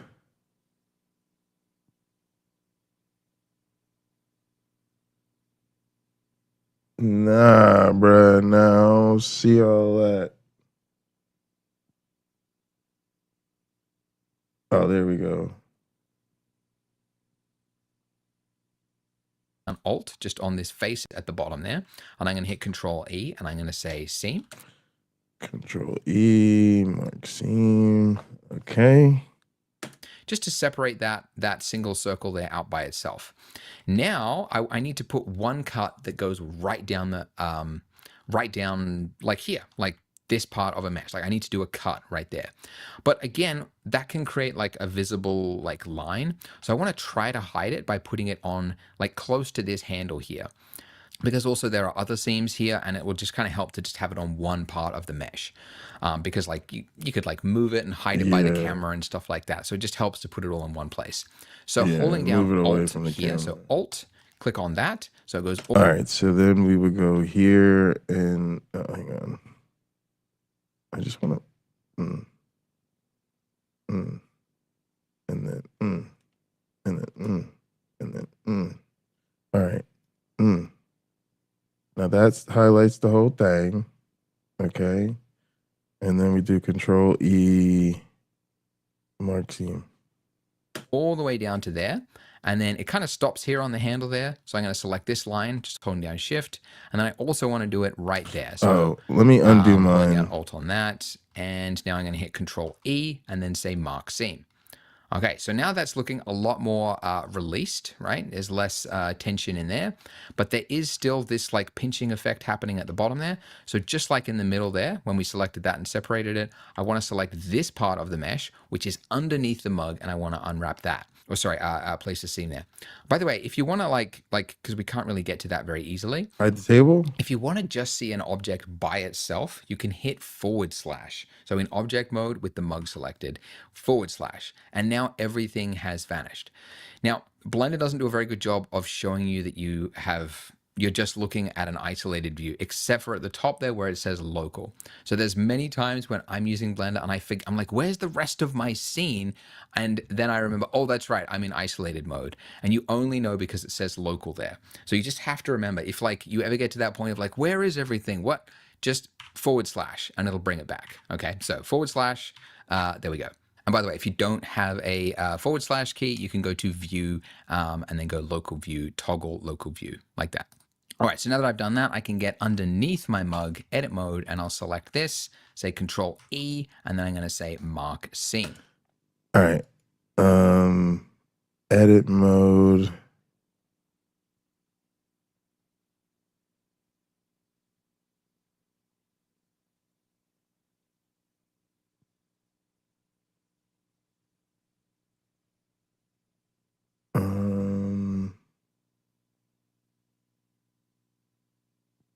View, toggle local, select this, say Control E, and then I'm going to say underneath my mug, edit mode, and I'll select this. How did he get that again? Alt? There we go. I had to do Alt. I want to scale that puppy. All right. And then Control E.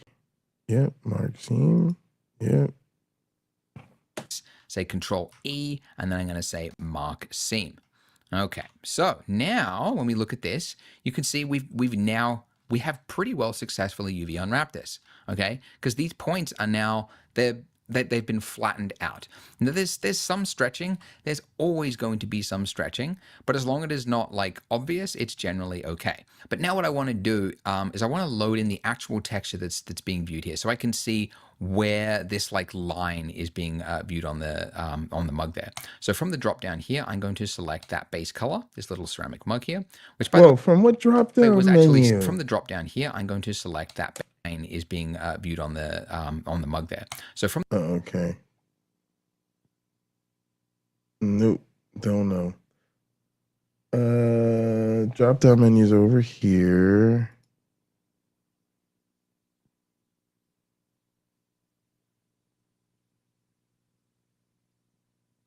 Okay. the drop down here, I'm going to select that base color. Select that base color. Did he pick the base color or did he pick 4K? In the actual texture that's being viewed here, so I can see where this like line is being viewed on the mug there. So from the drop down here, I'm going to select that base color. You did the 4K.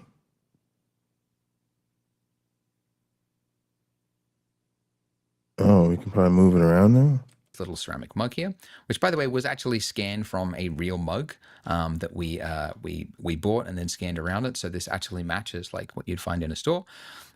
So it's loaded in there, and now with this island, which I can select by hitting L like that, I can now hitting R, I can start to rotate and move it around like that. Put it in there, and now with this island, like what you'd mug this little ceramic mug here, which by the way was actually scanned from a real mug. I'm trying to figure out how he did that we, selection. He does it so we bought and then fast. scanned around it. So this actually matches like what you'd find in a store. So it's loaded in there, and now with this island, which I can select by hitting L. I guess he just picked somewhere.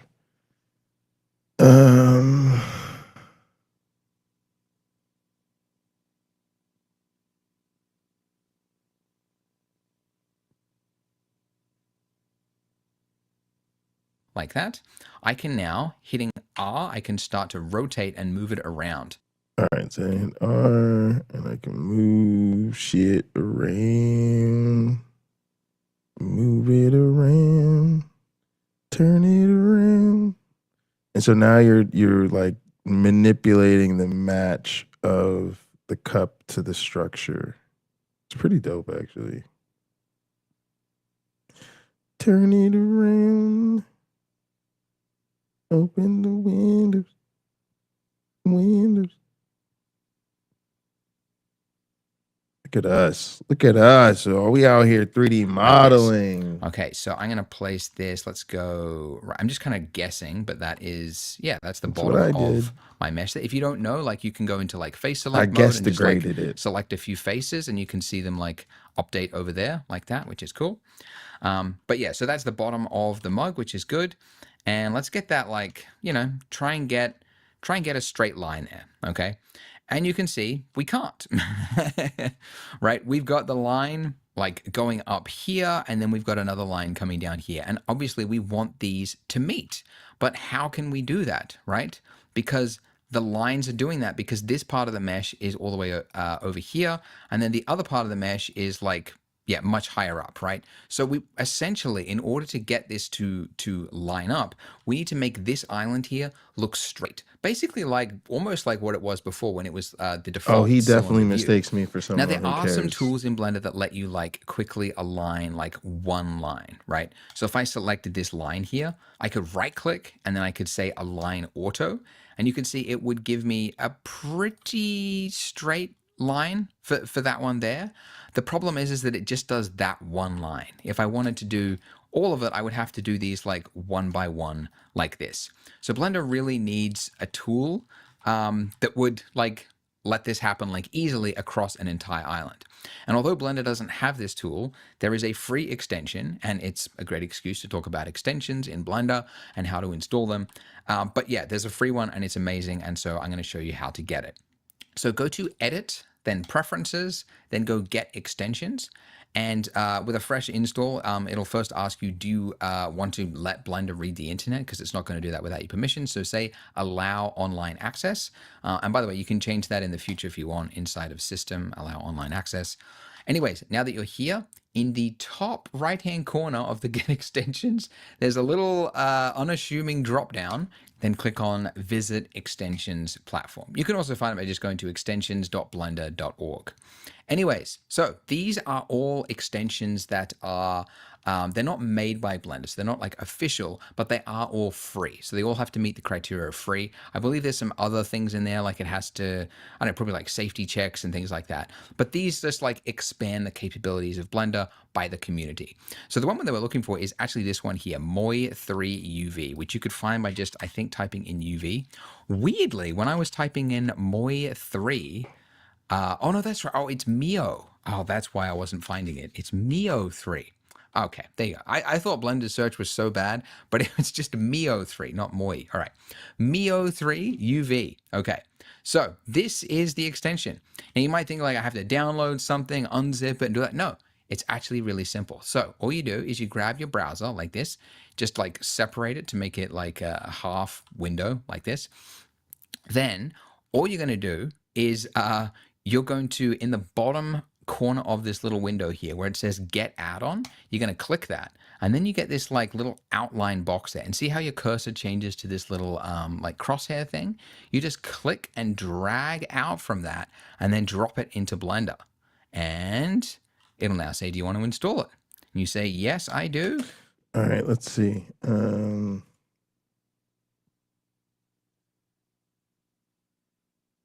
thought I did that. Oh, there we go. Drag and drop in the Blender. Sure do. Yeah, I mean, this is just like plugins. So, I mean, this is the other thing that's like I try to tell my students is like you learn the common languages of multimedia production. So, you know, tracks and layers, and in this case, nodes. So, you know, they probably didn't really fuck with the nodes in a DaVinci Resolve, but if they did, then they'd be like, oh, there's nodes over here. Like, I know how to work with nodes. Yeah, and then they should be familiar with like extensions and add-ons, just like, oh, these are plugins. Like, okay, we know how to work with plugins. And then that's it. You can see at the bottom there, it says installed Mio3_U. UV. And now in our UV editor over here in this window, if I hit N to bring up properties, you can see I've got a little. All right, so my thing is over here, what did I do? Because I don't even see all the stuff over here anymore. It's like, oh, maybe I need to go back into edit mode. Yeah, there we go. Okay. Oh, hit the wrong button over here. It's not good. All right. All right. How do I get all this again? A. But I don't want all of it. I just want all of this.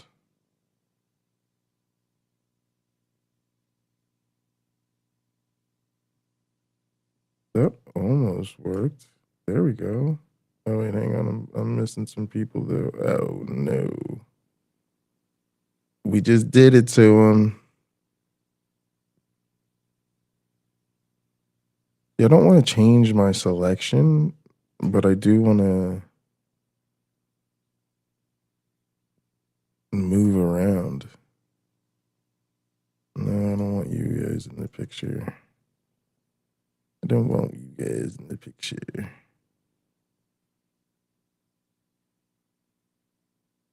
Do that. Let's do that.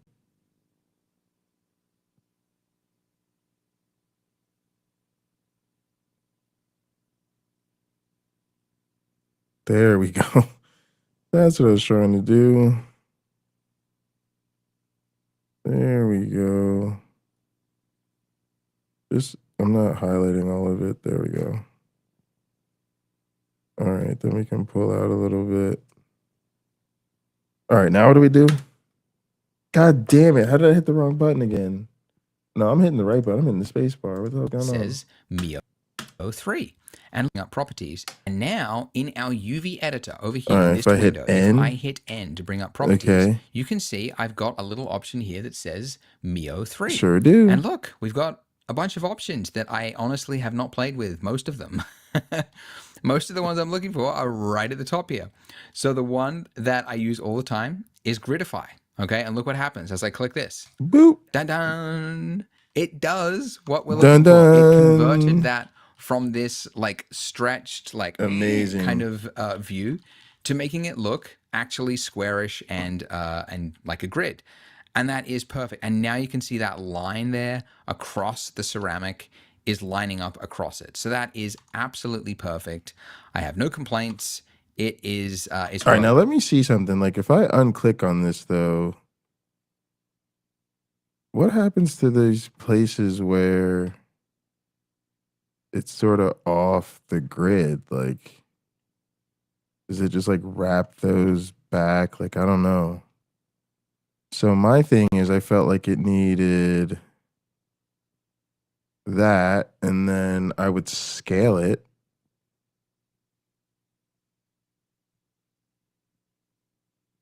Oh, sorry. I meant to grab it and then scale it and then grab it again so that it's like on the mesh.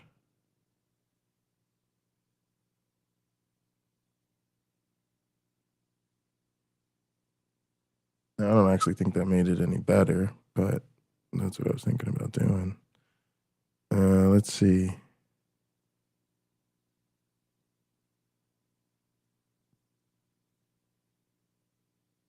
Well, it doesn't look any worse than that.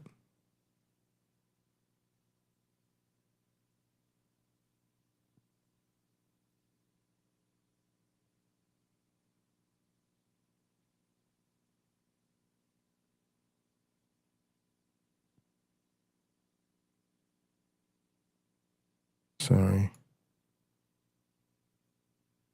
It should be scale. Sorry, I always do that. Then grab. Then we can.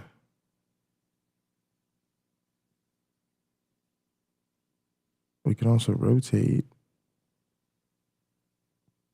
Like maybe go back here. Perfectly well. I do, though, just want to apply it to this part of the handle as well, because the same thing would apply to that. I'll make sure I do it in face. All right, so let's go here. Let's take this. I had the selection perfect. Yeah, there we go. Then grab that. Let's move that over here. Let's take this. Grab that. Move it over here. No, it's not going to work. It's not going to work.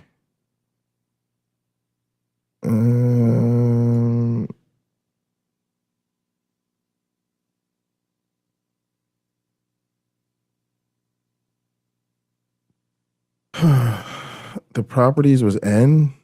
Yo, I remembered it. And then Gridify.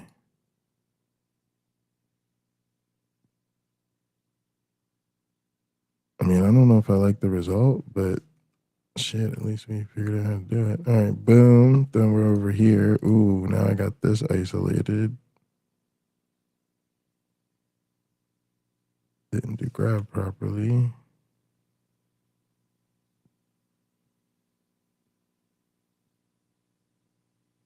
And I'm just going to be a fucking weirdo about it.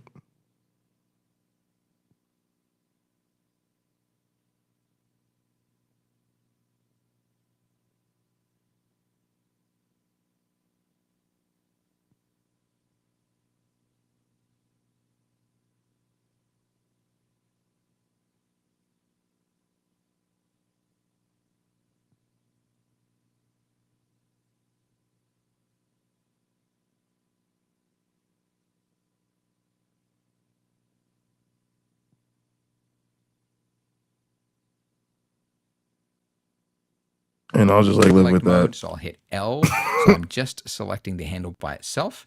And then here with it, or you can also just do it on the island itself there like that. And then go to Mio again, and I'm looking for Gridify. Okay, and there we go. Great. Now, you can position these however you want. So you can select an island by hitting L, and then you can like find a different portion of it. By the way, if you don't want to see the, like, because you can't really see the texture under it very well, sometimes I just disable the overlay at the top of the screen there. That will just like disable all the overlays, so you can't see anything on the mesh there at all. So you just have to remember that it's doing that. But when I've got that, now I can like move. Yeah, but now look how around, gross it actually and I looks. can see them visualized on the actual mesh there, which is helpful. So if I wanted it to be like a larger looking texture, I could make it smaller, right? That's a kind of a look. Or I could make it bigger, and I'll probably make it like somewhere in between. About there, I think, actually looks kind of good. Actually, yeah, basically filling the space like that from like left to right, which is nice. And then for the handle, I need to also resize that. So I'm going to select This just looks so terrible. And by the way, you'll notice as you slide it off the screen there, it doesn't matter where it is because it's just going to be tiled, okay? So that texture is just tiling all the way to the left and to the right and above it. So yeah, so I can position this wherever I want, like so. Now you can see here, this little empty patch here, right? This is one part of the handle cut, right? It's that section. And then this section here would be this right here. So if you actually wanted to line it up to be perfect and also get the texture, it's called like matching the texel density across the islands. But yeah, you could like scale this down to be like roughly the same. Mine looks proportion, so like the much same better part of the untextured. mesh, if you want to. There's still like there's extra stretching and stuff in there. The other thing I sometimes do is like I look at the size of a square like this, and then I go like, what is the size of the square over here? And it's like, all right, that's pretty close, but I can see it needs to be stretched like further this way, right? Because this is more rectangular than this. This is more kind of squarish. So I'm going to select this whole island, and I can hit S and then Y, like so. So till they're kind of the same size like that. And then just to make them fit, I would scale that down again. And there you go. And now I'm just going to move that up a little bit, just so that this part here of my texture, I want it to kind of line up there. I don't even know actually if this is physically possible. Maybe somebody who works in pottery will tell me. But like, see how it looks like it's kind of like dipped in something? I don't even know if that's like something that is like painted or Mine like just looks branded or something. terrible. Like, can it go halfway up the handle as well? I'm assuming it is. Maybe I thought it was like dipped in something, but that could be like, this could be a completely implausible mug, is all I'm saying. But that's how it is in 3D. Like, you have artists that have like never done engineering before, and they design a robot, and they're like, and everyone's like, yeah, that looks cool. And then like all the people in engineering are like, that's never gonna fly, but that's fine. It's part of the fun of it. Okay, now there's a lot of stretching going on right here, and that's because this Gridify thing, as good as it is, you can see The funny that this thing is, part, the side that right, I it's was trying really to like hide shrunk actually it looks in there. better It's made it a than the really side thin I was line. trying to So show. all I'm going to do is I'm going to go into Edge Select mode by hitting 2, and I'm going to select that edge. Oh, okay, I can't select that edge very well. I'll just Shift select them one by one like that, and then I'm just going to pull it up just to add more detail there, like so. And I think it is also like stretched a little bit because it's kind of like wrapped around it and it's kind of like peeling outwards a little bit.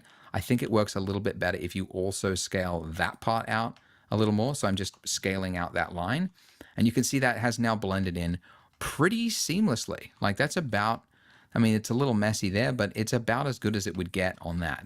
That's pretty good. And then I'll just do the same for the bottom part here. So I'll select these I just edges. don't know where those. Actually, no, I'll do it over here. And you can see you get both parts of it, right? Because that line there exists across 2 islands. I think I need right? to this work. island and then this island here. I think I need to work. I think I would need to work So, on. anyways. Sorry. I think I would need to work on the.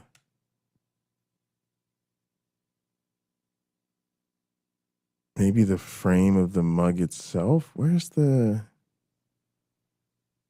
Gotta get into the right mode here.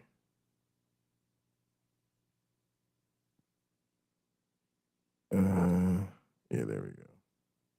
Okay, so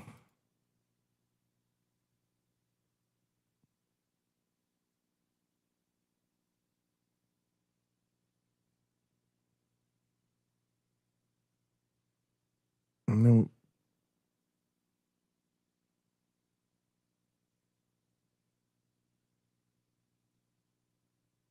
Nope.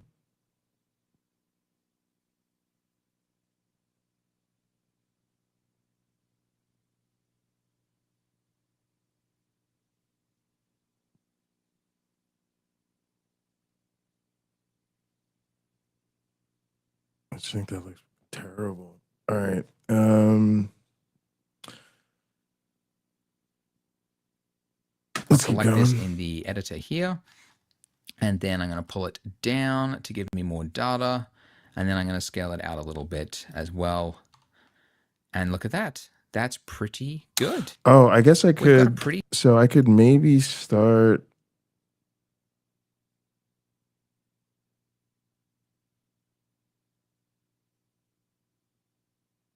Selecting these areas.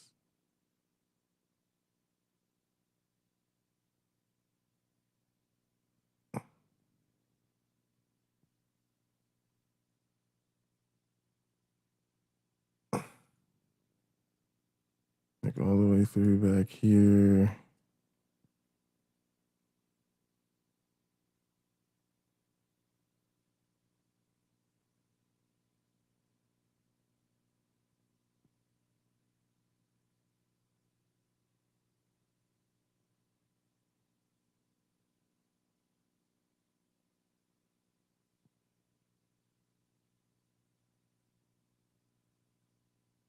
Okay, I can start manipulating those areas. Okay. What I thought I was gonna do, to be honest, is to go here and just be like, fuck it. Like, I don't want to do any of that, actually. My goodness. Like, I don't think I want to be stuck with this. All right, but look, let's undo all that because we fucked up our fucking thing like crazy. But I honestly am like, I might just rock without the subsurface the texture. All right.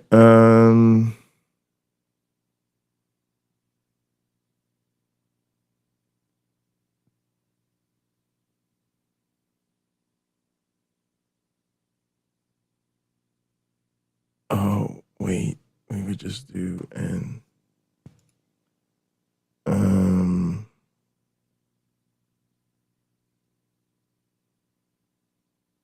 Wait a sec.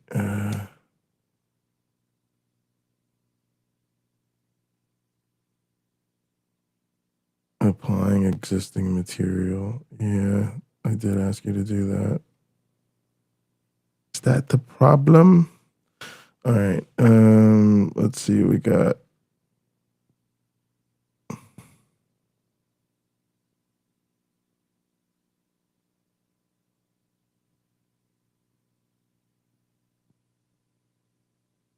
Wait, it says there's 108. Oh, there's more pages.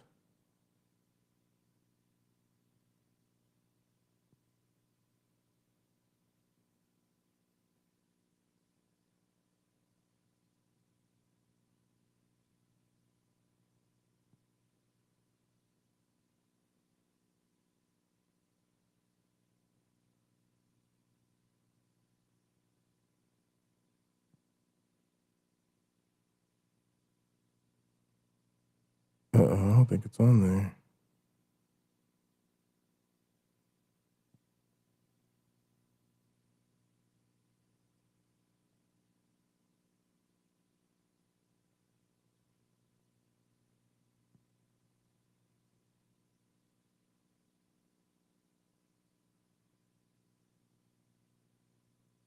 Why is it saying applying existing material? Oh, Lord, I don't even know how to get my materials on there.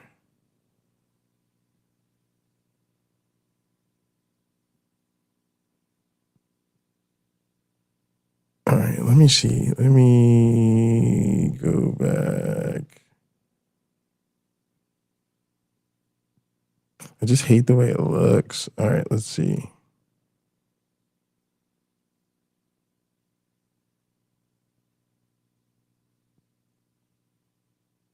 Yeah, save it.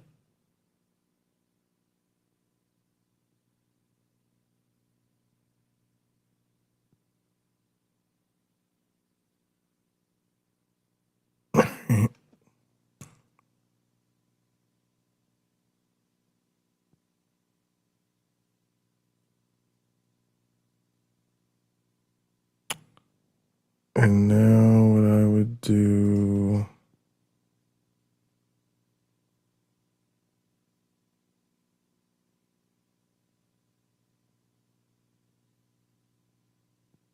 Yeah, I wanted to let me do the color. It may not. I think because if I do it this way, it may not let me change the color. No, I should still get the. Hang on, I should still get it in here.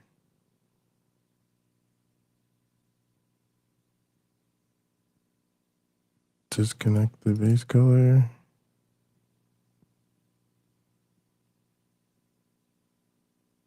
And then I get to make it purple.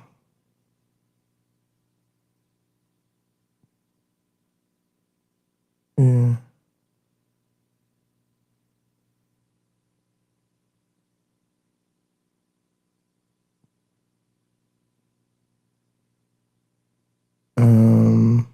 Technically I want it to be darker than that.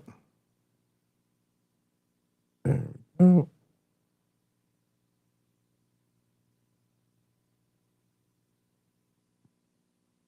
seamless looking result. I mean, and honestly, that's about as good as it gets. And by the way, I should have said, like, it doesn't actually matter that the UV islands are overlapping here, but it does matter if you were to be painting onto this. And the reason that makes a difference is, like, you can imagine if you were doing a paintbrush and you had painted parts of the mesh here, and like one part was for the handle and this part was for that. If you had islands that were overlapping each other, then you would have like different parts of the painting like appearing twice across it. So there's kind of like two styles to UV unwrapping. This is the simplest one, which is just like if you've got an image that you've got off the internet or a texture or whatever that's just being tiled across it, or even not tiled, like it doesn't matter if things are overlapping because, you know, the texture is different enough, your eye's not going to spot it. But if it's painted, yes, they do have to be separate parts. And another thing as well, if you're UV unwrapping for a game asset, it's even more complex because all the islands have to be separated, but there's also like margin because like in games you develop like multiple versions of a mesh at different resolutions. Then there's different texture resolutions. So you have to create like big margins. And it gets all like complicated. It's like a completely separate thing. So if you wanted to texture for games, you should probably look at like game texturing type tutorials if you really wanted to go into that. But anyways, the rest of it is fine. I think like that. I think if I do assets, there might be some where like that is what I think is that I'd want them to be able to be imported into like mods of games. So that might just be something to note for the future. This like stretching in here, if you wanted to fix that, you could. It doesn't matter because we're going to put some like coffee foam along the top there. The base of it doesn't matter because we're not going to see it. So yeah. But that's also the thing to consider is like, you know, when people are like on Twitter and they're like, look at this model, look how terrible it is. It's like, yeah, it might be for a purpose like this. It's designed to be viewed from above and that's all it needs to do. Like if you've like pulled it apart and it's like, how terrible does it look? It's like, yeah, the camera was never going to go in there or under there. So that's why it doesn't matter. Anyways, all right. So the mug is pretty good. The only thing I'll do is I'm going to go to my material over here. Actually, I'll go to my shading tab at the top there so that I can access the nodes here. And I'll just make a few tweaks to it.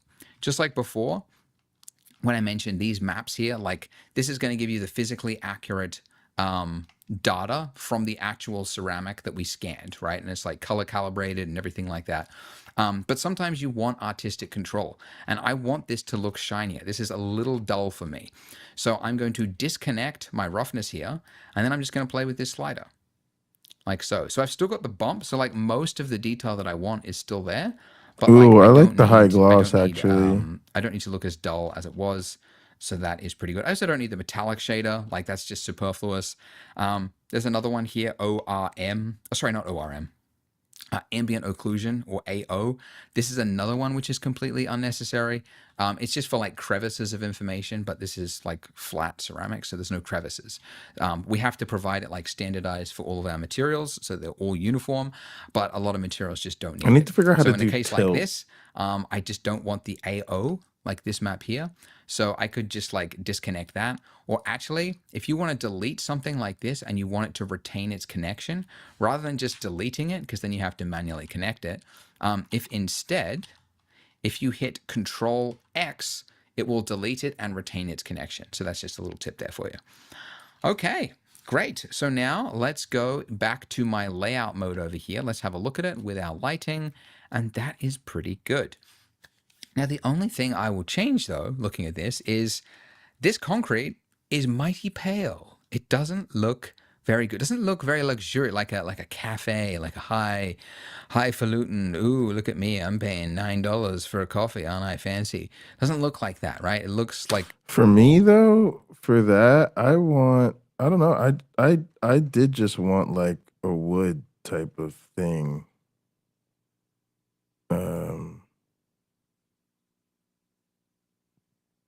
So I don't know, there's 100 free textures, which is really nice, or more than 100.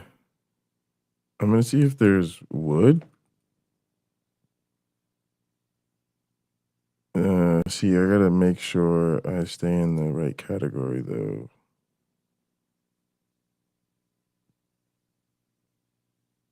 I don't know if I can search within the category.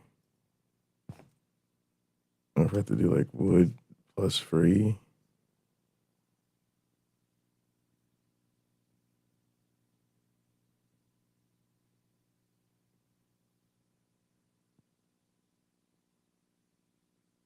I'm low key kind of feeling this.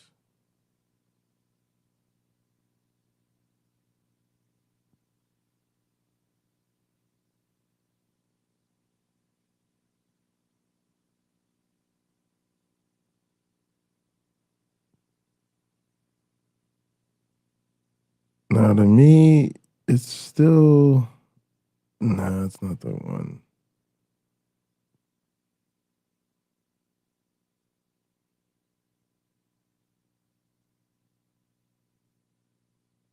I kind of like that.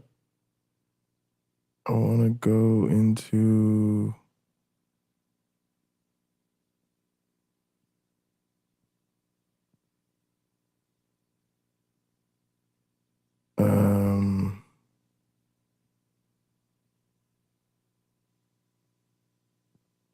I don't. Where did the? What was the? I don't even remember the fucking thing we were just in. No, it definitely wasn't rendering.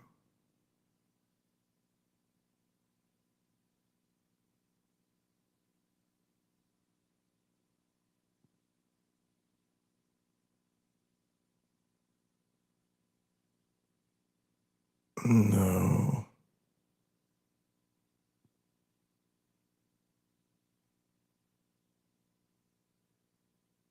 Shading. Okay. All right. So we want to be in here, and then we want to. It's coming along pretty good. We need.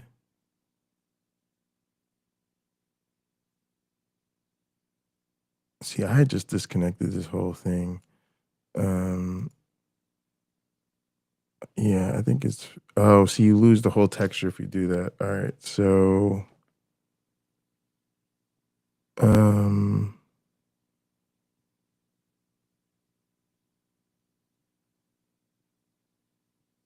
He did show us how to do this fucking thing. I'm trying to pan there. Okay.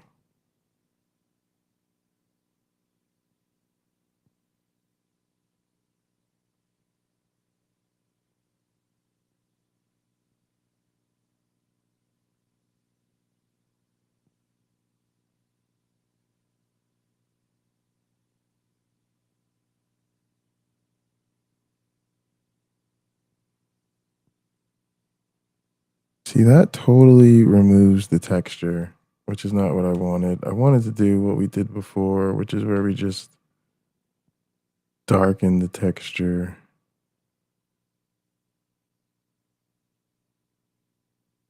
Which I need to, just a mapping thing, I guess. Can I remove A? No, it comes from here. Dusty, like a working floor. So we can adjust this by going to the shade tab. So this is a great excuse to go a little into the nodes, right? So this is the one that we actually manually set up. So it's, you know, it's pretty clean. We just got a base color and we've got a normal map, right? But between here and here where it connects, that's what we're about to we do, can I guess. adjust the color of this. And I'm going to show you how simple you can completely transform the look of a texture. Yeah, that's what we wanted So to do. if I hit Shift A or just go to add at the top there, then go Color? to color. And there's a bunch of different color options like brightness and contrast. I wouldn't use that. That's like what is brightness, what is contrast. There's a whole like color debate and things. Color ramp can be useful if you just want to like convert something to like your own set of colors. Hue saturation value, we use that. The one I'm looking for though is RGB curves. So if I drop this in here, this will give me, if you're familiar with RGB curves from like Photoshop or DaVinci or anything like that, this will let you do like an S-log kind of curve. So essentially, this data at the bottom here, this is your dark tones. This would be your midtones, this would be your highlights, and this is like your clipped like highlights at the top there. But you can see if I make this look like a ramp like this, it starts to look more contrasted, right? And I pull it all the way down, I can like really transform this and make it look really contrasted. And look at how different that looks already, right? from just this Oh one yeah, that's what we little wanted. thing. Yeah, You okay, wouldn't good. imagine you could convert Exactly. it like This is this, exactly what we but that's a wanted. simple thing, and it's already looking good. And then I want to bring out some of the whites as well, so I can just add at the top here just a little curve that goes the other way, so it kind of exaggerates some of those Yeah, whites. that's what we Okay, wanted. great, that's Nice pretty dark good. brown table. But now the other thing is like, Cool, cool. because I've like crunched it and made it a little more contrasty, it's also brought out some of the colors, which are looking a little like yellowy. We just need some green, sprinkles which is a in this little bitch. unappealing. Kind of like this table would be like a little moldy, not great. So instead, to improve it, I can add another node. As I mentioned, I use this one a lot, hue saturation value. So if I drop this in and I drop it in here, you could also put it before the curves or after, doesn't really matter. And then I just want to drop the saturation here, and watch this. Watch how completely transformed this becomes. Woohoo, look at that. Doesn't that look nice? I think it looks nice. It's like, and you can turn off these nodes, by the way, like temporarily. If you want to mute something, it's M for mute. And you can select that and mute it. So this is what we started with. And then just with 2 nodes, we converted this pale looking concrete into this, which is crazy.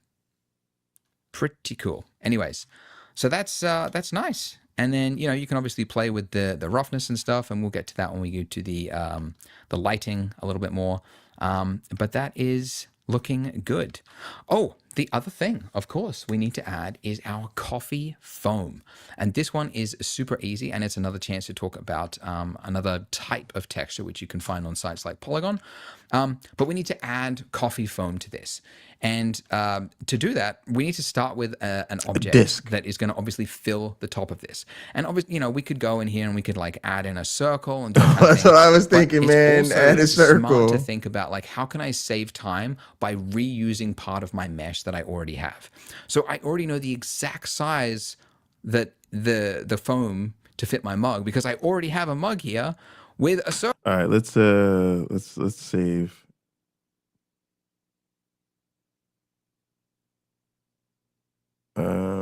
I don't even know if we're still in part 6.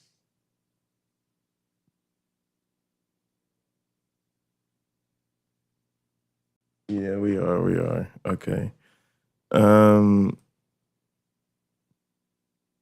Let's call this 3. Save that. Increment to 4. Save that. All right. Now we're good. All right. So we want to go back in the edit mode, I guess. Yeah. Now remember, this isn't where we have our other rings because I didn't add them. So I don't know. I think that'd be Alt R or Alt click to click the ring. Control R for the splits. Control R. Wait. Yep. There's my other split. So then basically the inside of this was probably where we'd want the coffee to go. Right? Look at this line. That is a circle.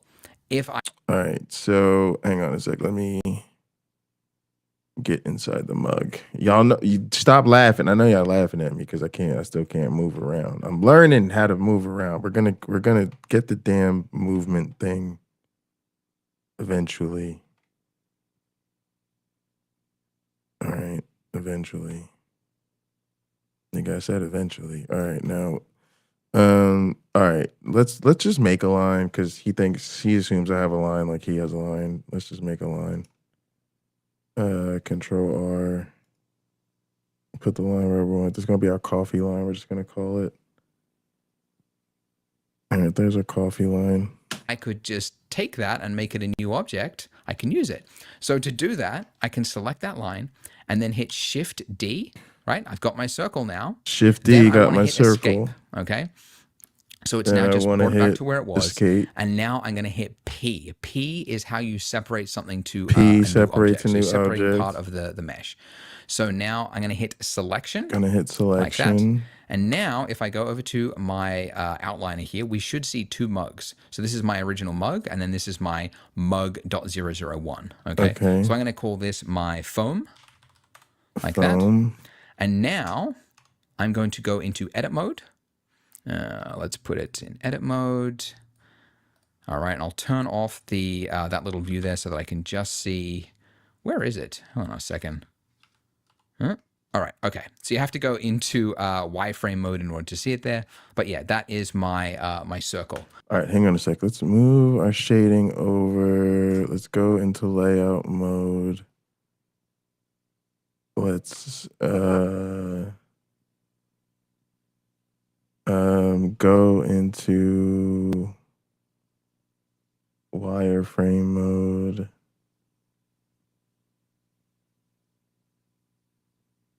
I don't know if I have a whole circle.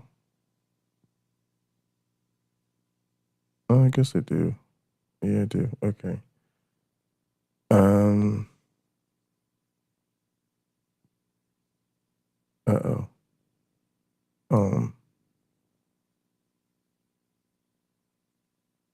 No, just the foam. I want to just select the foam. Okay. All right, what are we doing now? And actually, yeah, I should just be in my layout mode, shouldn't I? Not in shading. I should be in layout. So I'm going to go here. Let's do the same thing. Wireframe mode. Okay. So this circle obviously isn't being rendered because there's no face on it. So if I go into here, into wireframe, I need to create a face on that. And I can do that by hitting F. Okay. So I've now got a face and it's completely flat across it.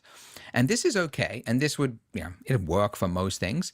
But there is a small detail that you notice when you look at like if you've got coffee on your desk right now, if you have a look at it, where the coffee, like where the water meets the actual edge there, there's like surface tension and it actually rises up against the edge there. And you might think that is like a negligible detail, but that line there always catches light. And when it's missing, the eye goes like, that looks fake. So it's a very small thing, but we can add that line in here very simply. So in edit mode, going back in wireframe mode, so with our solid face here, I can create an inset. Okay, have we talked about insets? I'm trying to think. Yeah, we did. We've done some insets. Okay, but yeah, you hit I, okay, to do an inset. And that's just like creating a line like that goes all the way around that one single face there. And now I can put it like, yeah, let's go right there. And then right underneath it, I'm just going to, right here, I'm going to hit G and then Z to bring it down like so. And then now let's have a look at it in solid view mode and look at that. So I've now got it and it's pretty good. I might just do another inset because it's got this like crimped kind of effect there. So I'm going to hit I just so that it's not so noticeable on that portion.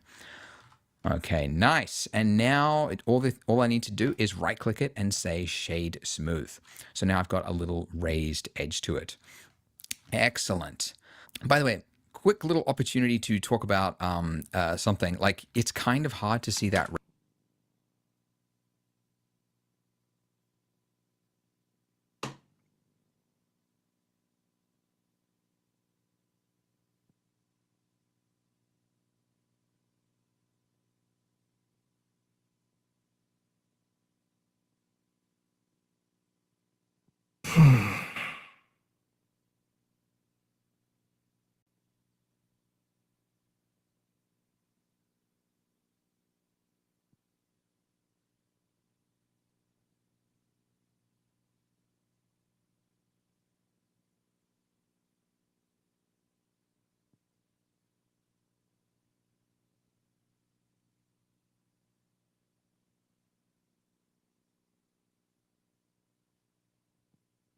Okay. And then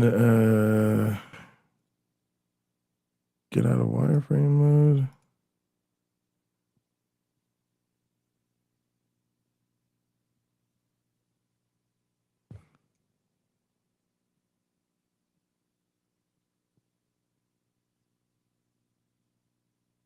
Why do I still have...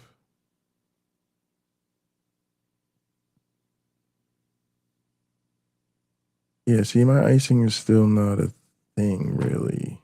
I don't don't think. Although I can't see, and this is like not the right fucking mode.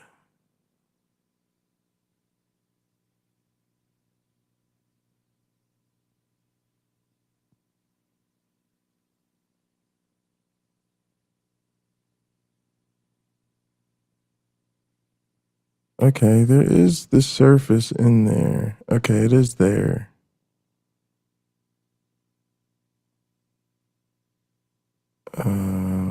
Foam. Okay. Shade smooth. Raised Whatever. edge there. It is there, but it's just like the lighting doesn't really make it visible. So sometimes when you're modeling, it can be helpful to change the way things are displayed here. So there's a really powerful tool in the top right-hand corner. The default lighting is studio.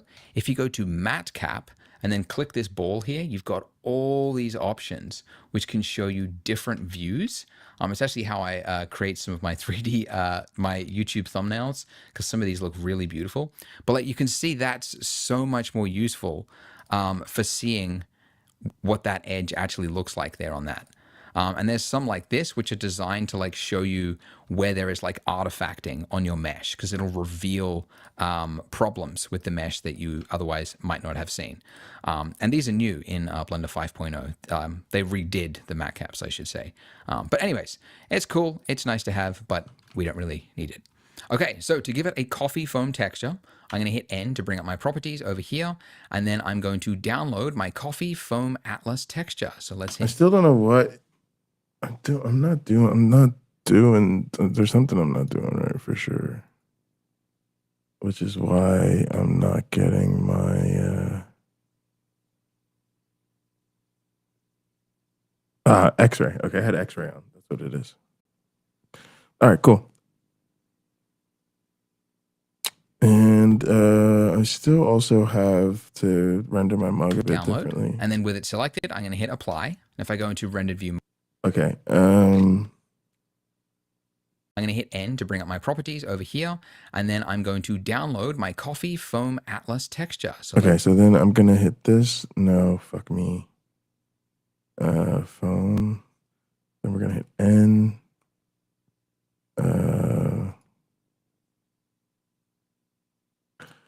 Coffee.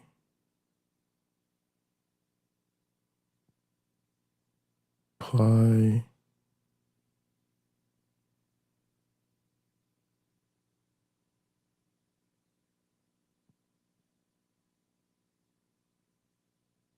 let's hit download. And then with it selected, I'm going to hit apply. And if I go into rendered view mode, it should look like that. Let's go to the UV. All right, let's go to render UV editing editor. Okay, because I don't think it's been UV unwrapped. Nope, it has not been UV unwrapped. And then I'm going to go into top view mode by hitting 7. And then I'm just going to say U and then go unwrap angle based like that. All right, and then I'm going to say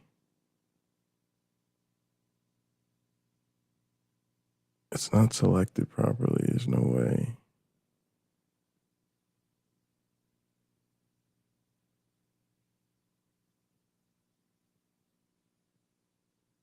Nope.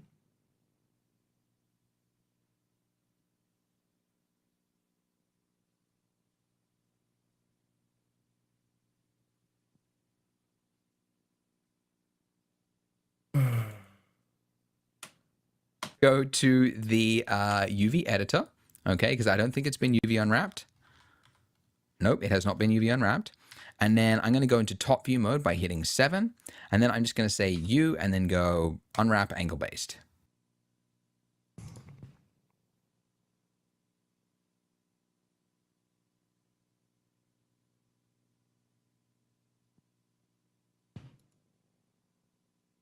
See, I don't have the right selection because I can't.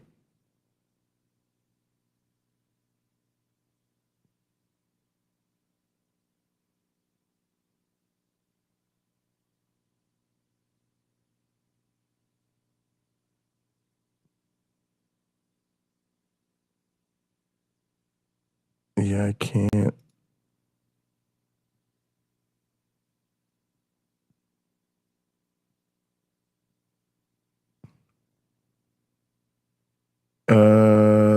maybe I didn't apply the thing right.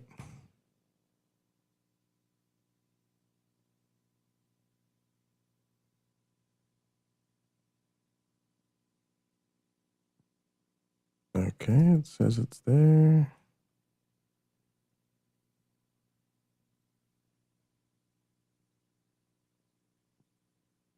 I don't think it is.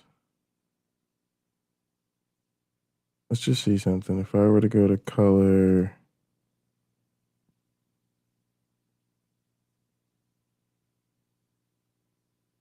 no, I don't see anything. I don't think it's there because I don't see the fucking picture.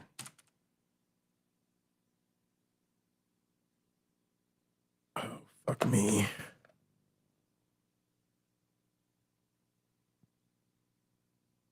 Another thing as well, so you have to create like big coffee.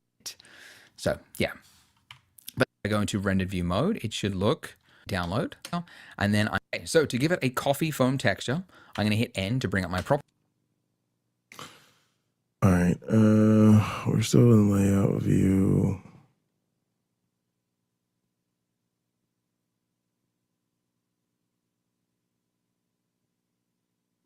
I want to select the phone.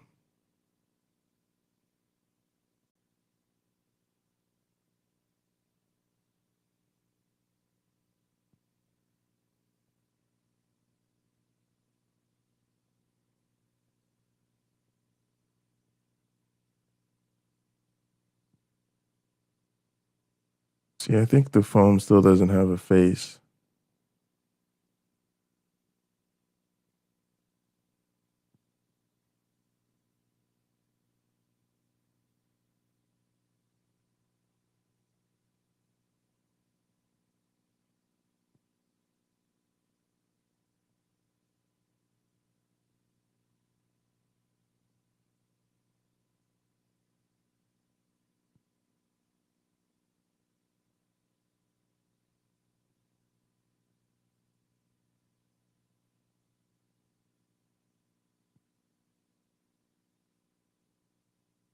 I don't know.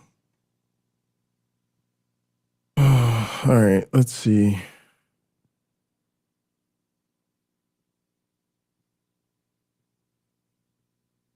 For some reason, I don't even feel confident that I can select the phone. Like I don't even. I feel like I don't have it selected.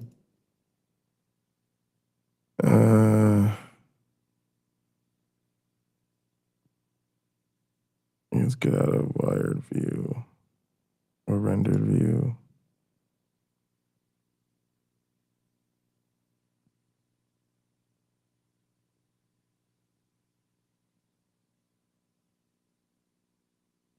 Oh, I don't feel confident at all. Okay.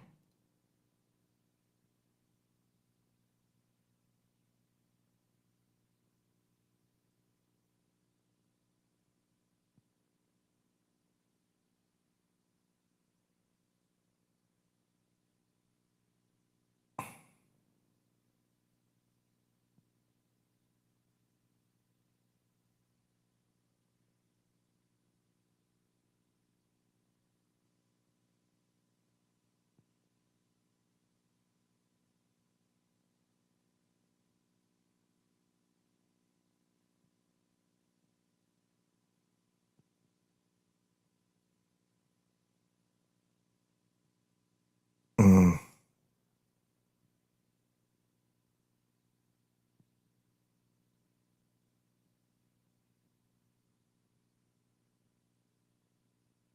I think the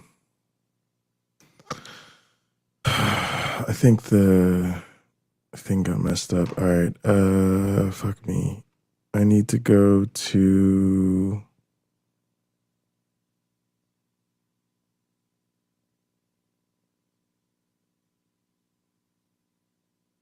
All right.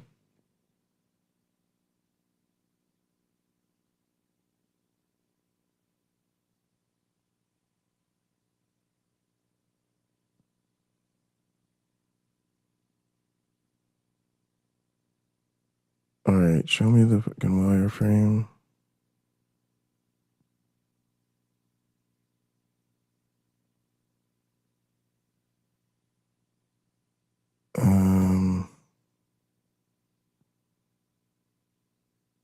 What's the where's the to tell me I'm in object mode? Okay. All right, well, no, go back to object mode.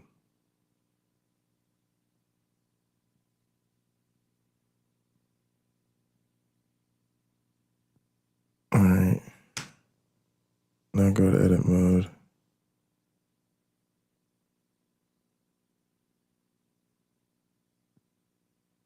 All right, now go there. Yeah.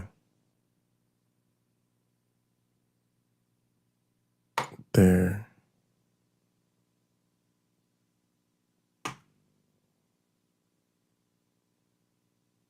Selection.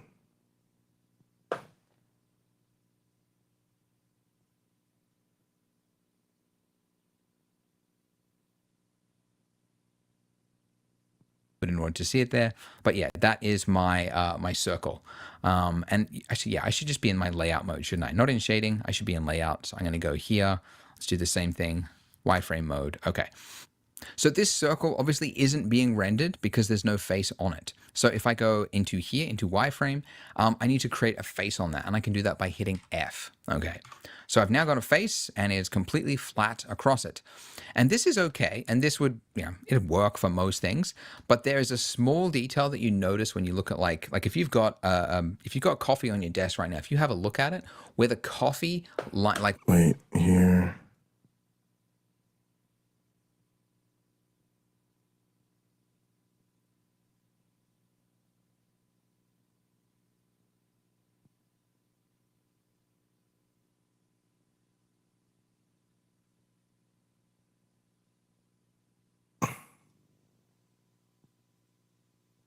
where the water for my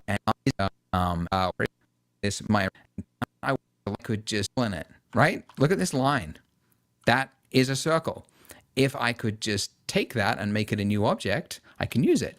So to do that, I can select that line and then hit Shift D, right? I've got my circle now. Then I want to hit Escape, okay? So it's now just brought it back to where it was. And now I'm going to hit P. P is how you separate something to a new object. All right, that means I got to undo all this bullshit. All right, then I got to fucking... All right, let's do a couple things first. Let's stop here and...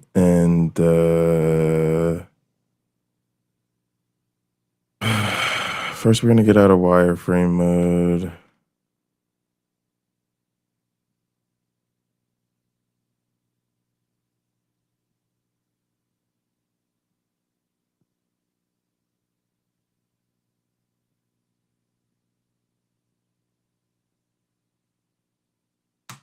Okay, that's what we wanted. Okay, I wanted to do that first. Okay. All right, because this shit wasn't around. It was killing me. All right, you're killing your father, Larry. All right, so now we want to go to mug here.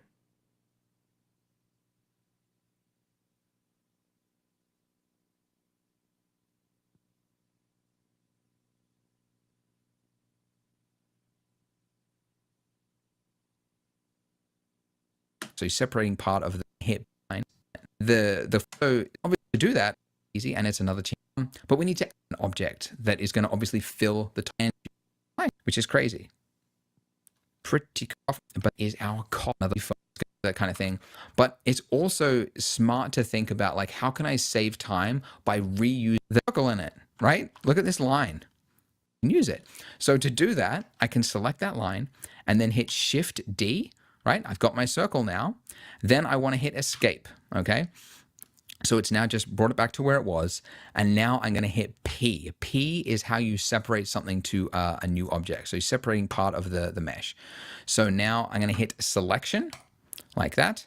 And now if I go over to my outliner here, we should see two mugs. So this is my original mug, and then this is my mug.001, okay? So I'm going to call this my phone. All right, I don't know what I just did.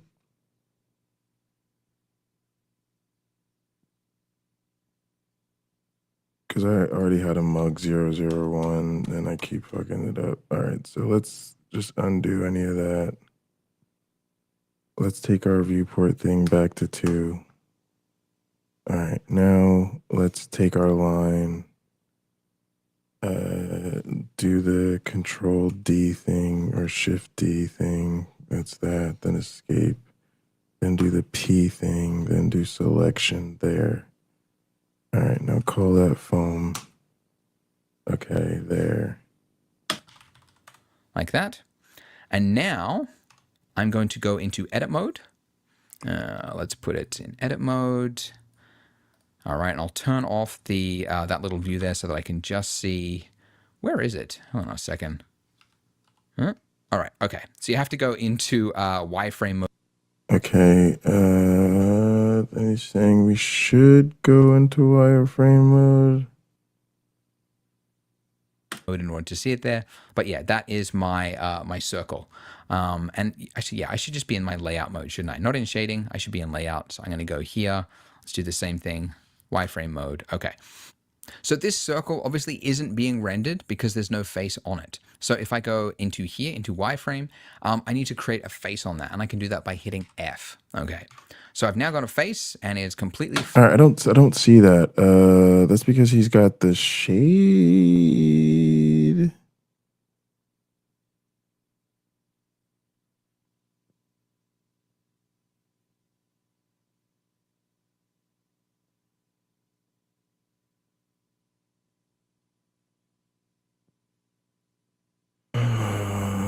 And then this is what I had going last time. I didn't remember what it was.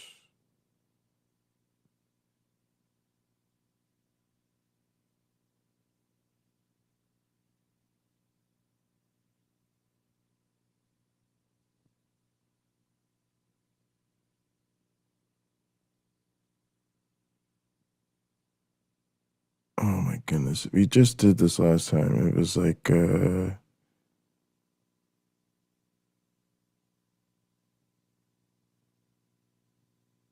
something over here.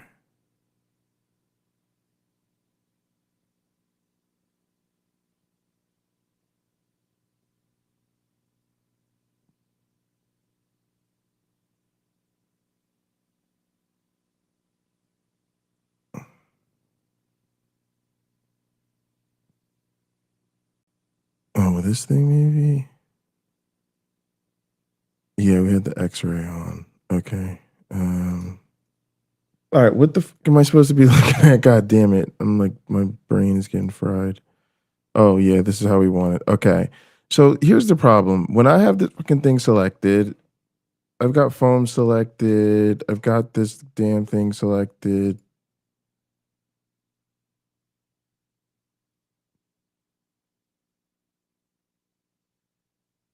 I don't get oh, there's the face. Okay.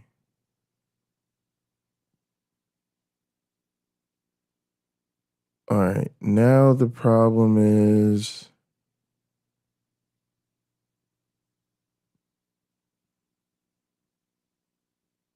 it looks like it's fucked up on the side, right?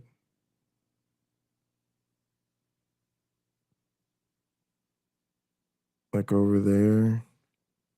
All right. Cool. But that's all right. Now I can just fucking undo the shit.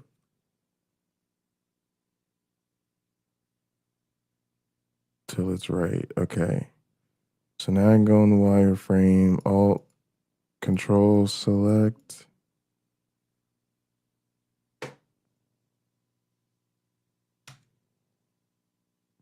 Edit mode. Alt, Select. What the no, edit mode. Why won't you select the fucking vertices now?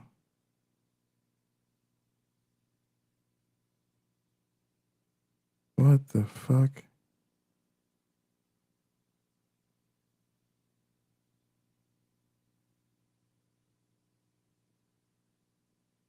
It won't let me select anything.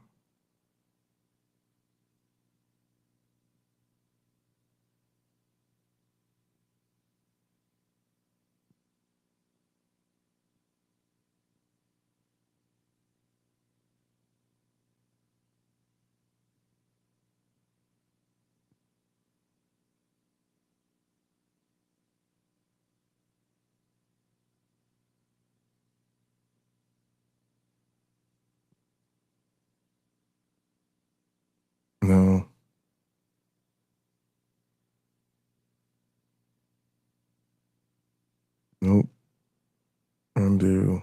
Oh my god.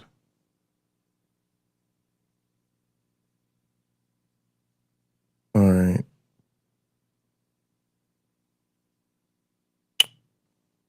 All right, now we need to go. Why will it not? All right, there we go. All right, let's say. I don't know why I can't do anything inside. All right, but I don't see anything inside the damn cup.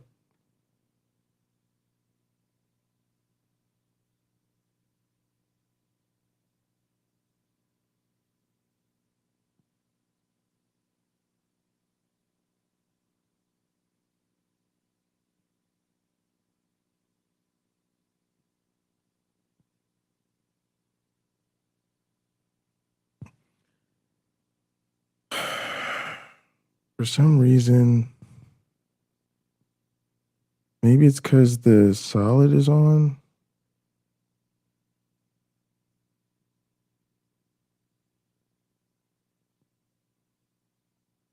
No, none of this is right.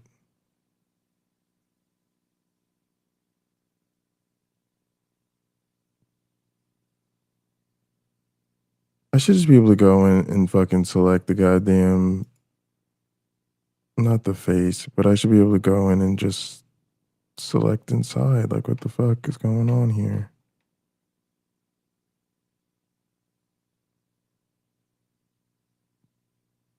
I want the plate.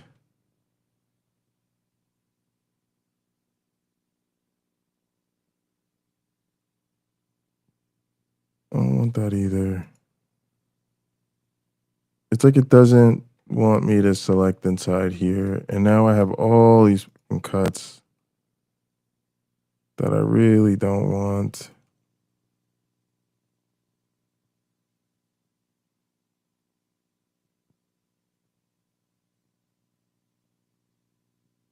Yeah, that's what I want to do. I just want to select those. There you go. All right. Now I just want to hit Control R and make a fucking cut.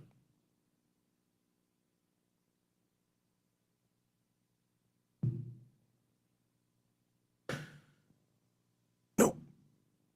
Nope, nope, nope.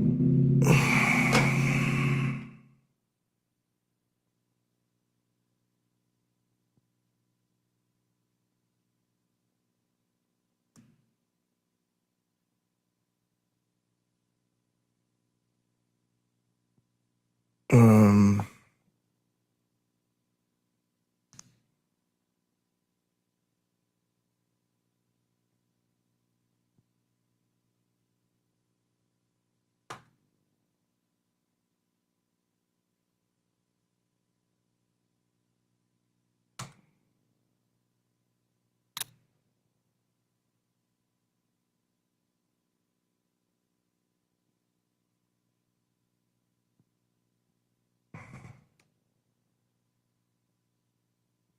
nah, it's none of this fucking working for me.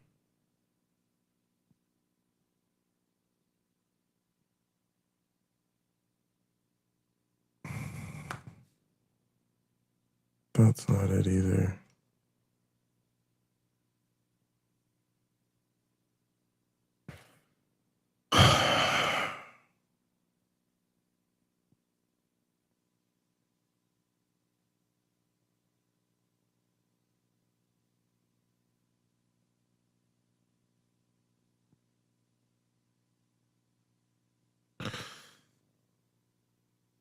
I honestly don't know.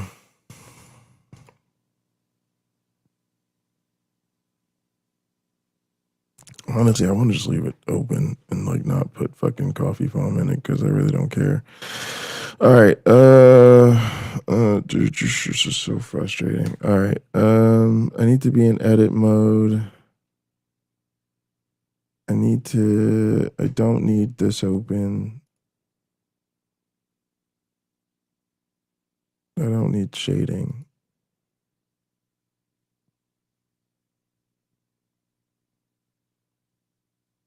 I don't need to be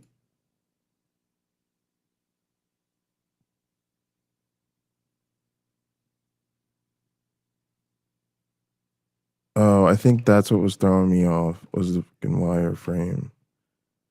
Okay. Pan. What is going on with you, pan? Shift. Give me that line.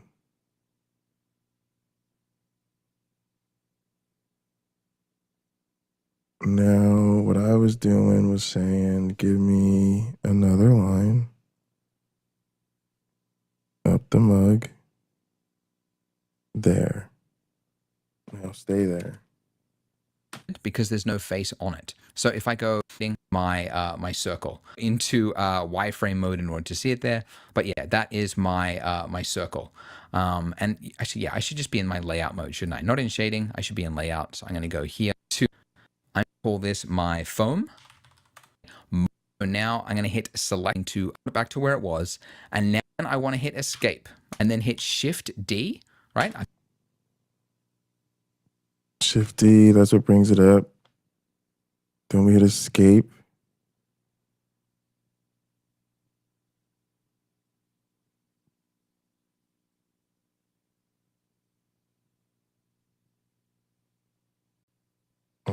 Got my circle now. Then I want to hit escape. Okay. How you separate bullshit. something to a new object. So you're separating part of the mesh. Then we say P. So now I'm going to hit selection. Selection. Like that.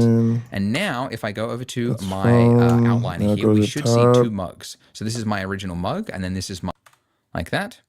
And now I'm going to go into edit mode. Let's put it in edit mode. All right, and I'll turn off the that little view there so that I can just see, where is it? Hold on a second. Huh? Now, All right, where's okay. he at? Is he at the modifier? Yeah. Actually, just leave that alone.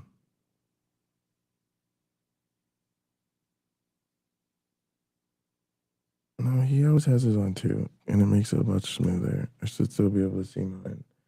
All right, so then he has that turned off. He has it set to this instead. But he can still select the foam. I can't. What?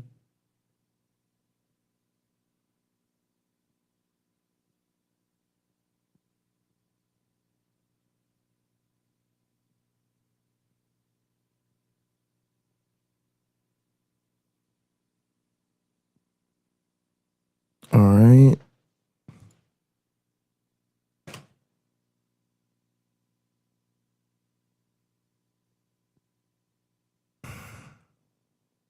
See, I don't like that because I don't.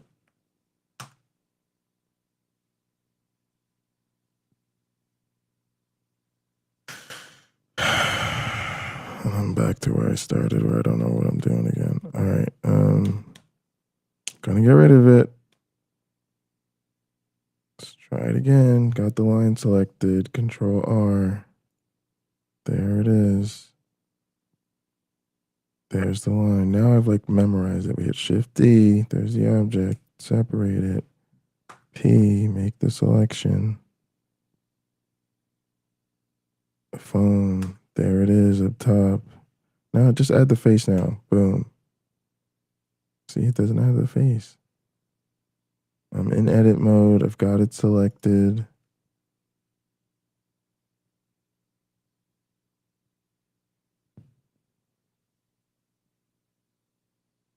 So you have to go into wireframe mode in order to see it there. But yeah, that is my my circle. And actually, yeah, I should just be in my layout mode, shouldn't I? Not in shading. I should be in layout. So I'm going to go here. Let's do the same thing. Wireframe mode. Okay.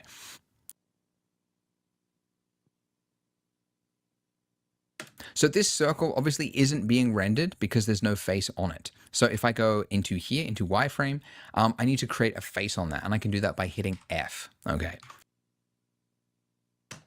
See, I don't get that. When I hit the phone,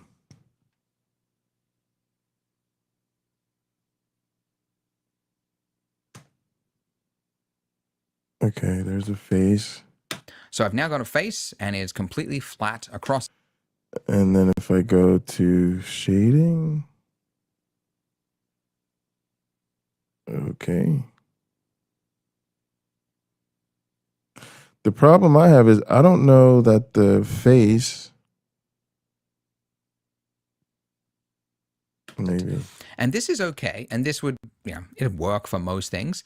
But there is a small detail that you notice when you look at like if you've got coffee on your desk right now, if you have a look at it, where the coffee like where the water meets the actual edge there's like surface tension and negligible. The eye goes like simply. You can create an inset. Okay, we talked about inset in wireframe mode. So with our solid face here, I can create an inset. Okay, have we talked about insets? I'm trying to think. Yeah, we did a little we've done some insets. Okay, but yeah, you hit I, okay, to do an inset. And that's just like creating a line like that goes all the way around that one single face there. And now I can put it like, let's go right there. And then right underneath it, I'm just going. Another thing that you can see, like I don't get the same reaction. You know, when I have this selected,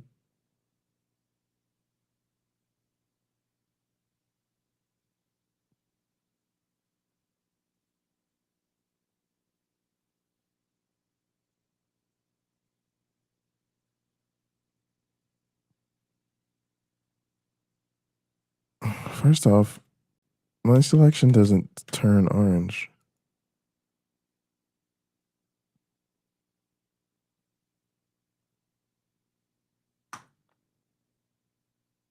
And then when I say inset, it's like I'm putting an inset.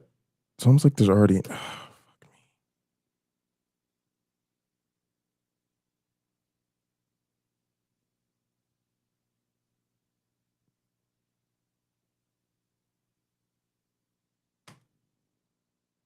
Doing it again. Alt R, Control R. There's our thing. Shift D. P. There's the selection. Boom. Now, face. F. F doesn't work. Gotta select the thing. F.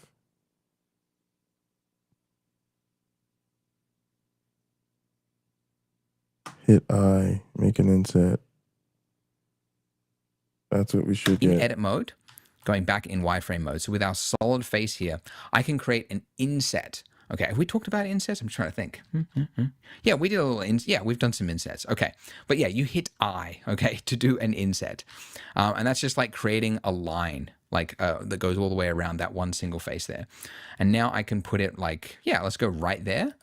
And then right underneath it, I'm just going to, right here, I'm going to hit G and then Z to bring it down like so. And then now let's have a look at it in solid view mode and look at that. So I've now got it and it's pretty good. I might just do another inset because it's got this like crimped kind of effect there. So I'm going to hit I just so that it's not so noticeable on that portion. Okay, nice. And now all I need to do is right click it and say shade smooth. So now I've got a little raised edge to it. Excellent. By the way, quick little opportunity to talk about something. Like it's kind of hard to see that raise just so that it's not so noticeable on that portion. Okay, nice. And now all I need to do is right click it and say shade smooth. So now I've got a I don't know. What did we right click? it's not so noticeable on that portion. Okay, nice. And now all I need to do is right click it and say shade. It's like I never have the same fucking options he has.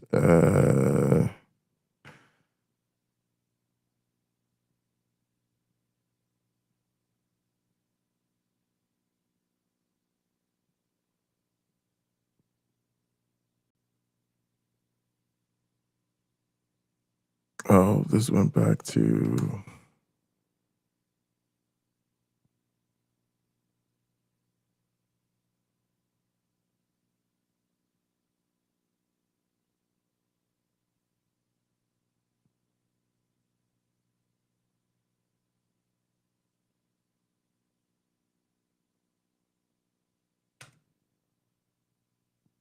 Oh, you have to go to object mode. All right, let's keep moving. Smooth. So now I've got a little raised edge to it. Excellent.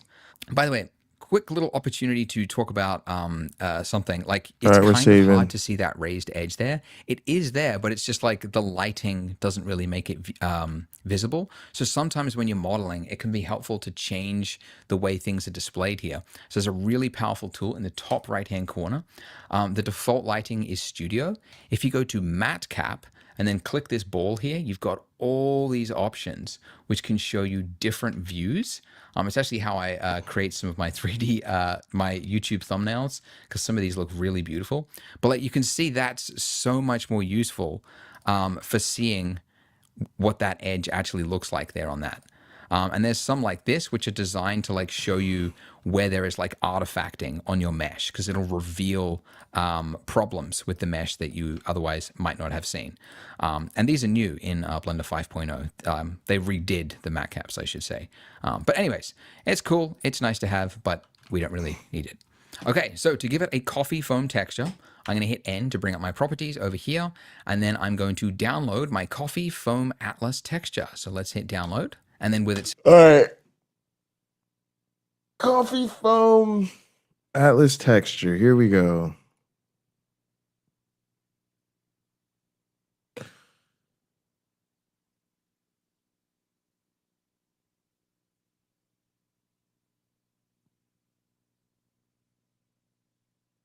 First off, we want to be on the foam. I don't know how to get back to what I'm edit. Okay, faces.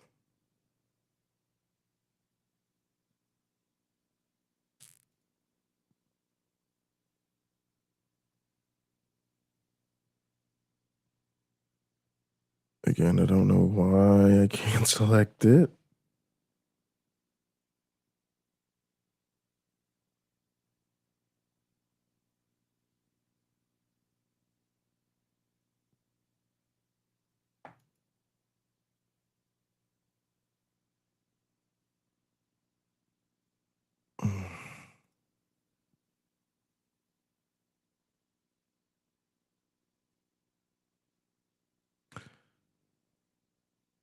Oh, damn, I thought I was going to have it there.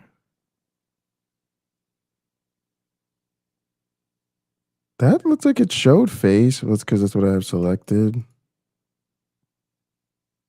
Dude, what the fuck?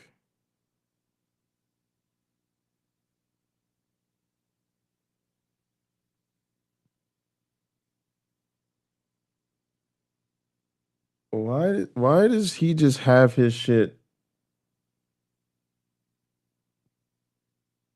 so easily selected? Like, I don't understand.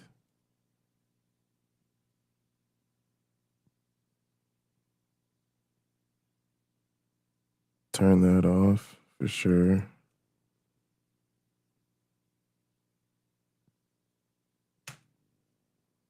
Maybe we shouldn't be in, maybe we do want to be in object mode. Oh, is that it? No.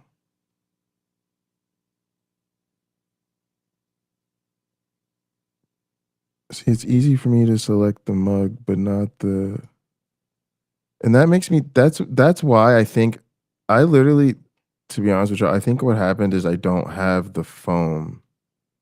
Like, that face is not the foam. But look, whatever. selected, I'm going to hit apply. And if I go into render Because look, if I go to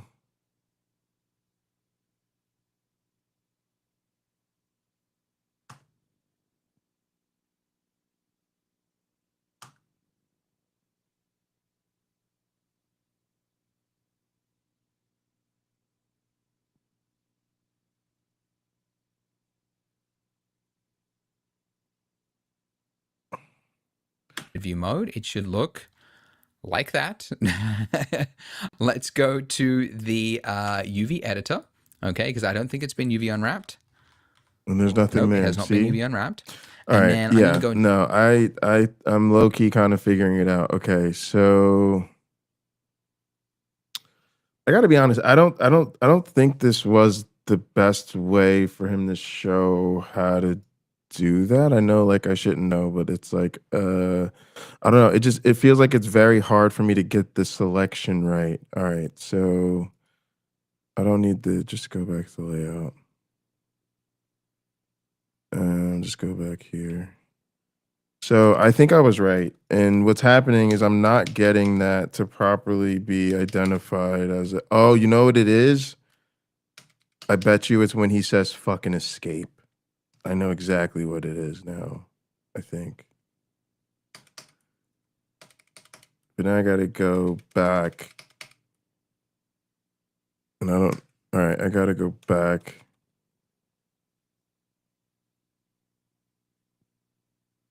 See, I don't think I can go back far enough now. That thing is not its separate thing. Foam is like nothing. It doesn't mean anything. All right, let's open.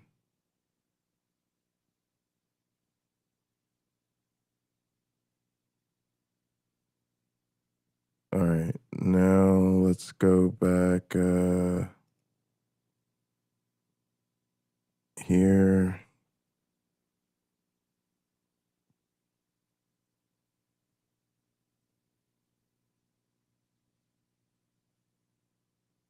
All right.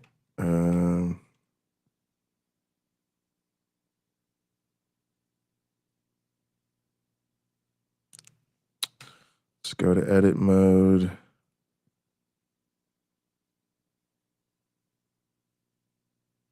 All right, so we have that, right? Then he would say do Shift D and you do this. You shouldn't actually hit escape. You should hit backspace.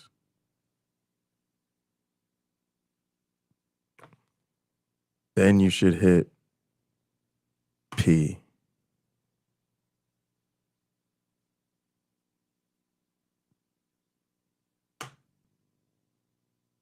Hang on, let's go back.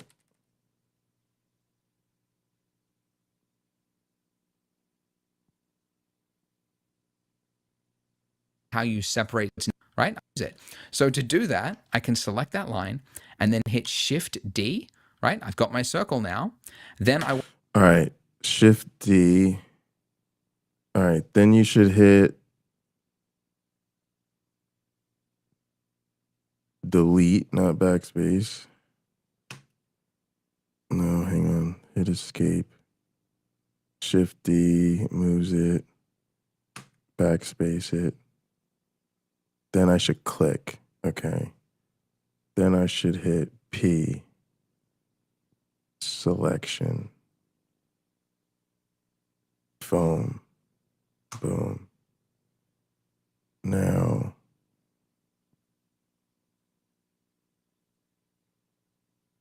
F. There's the face. Okay, now I think that face is fucking part of foam.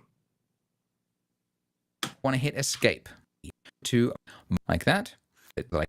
So this circle, obviously, for most, you got coffee on your desk. That line there always catches light thing, but we can add that line in here very simply. So in edit mode, going back in wireframe mode. So with our solid face here, I can create an inset. Okay, have we talked about insets? I'm trying to think. All right, now we know how to create insets. Inset is boom. Bring it down a brother, maybe not. Let's go to the thing. Make that 2. See, now foam there. See, that's what it should be like. Inset. Just down a little bit. Then grab it, hit Z.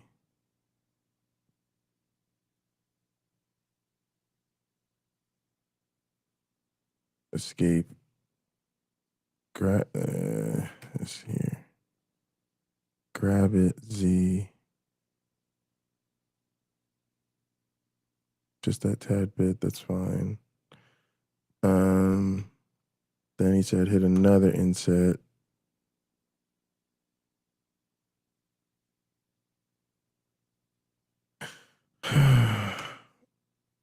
Why is it being weird?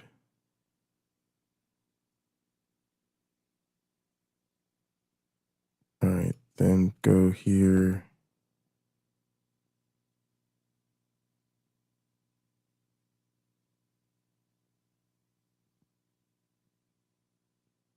No, I don't like it.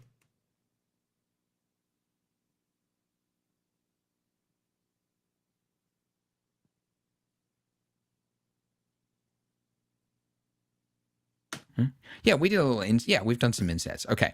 But yeah, you hit I, okay, to do an inset.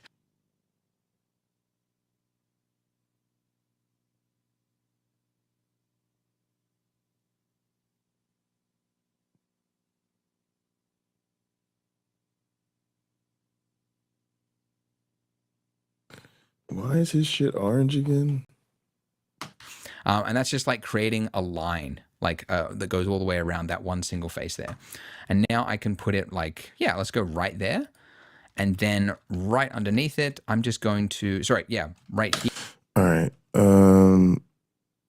Inset.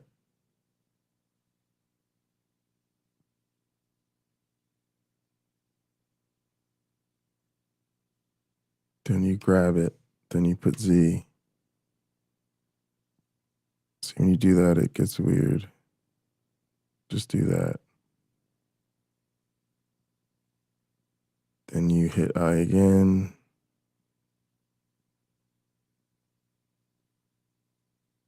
Scale that inset, I guess.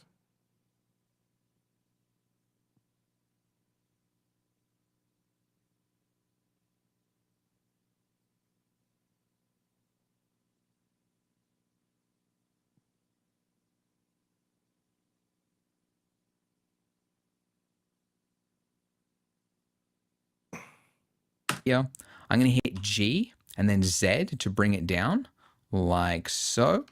And then now let's have a look at it in solid view mode and look at that. So I've now got it and it's pretty good. I might just do another inset because it's got this like crimped kind of effect there. So I'm going to hit I just so that it's not so noticeable on that portion. Okay, nice. And now all I need to do is right click it and say shade smooth. Oh, because he So has now I've the got a whole little thing gray. now together.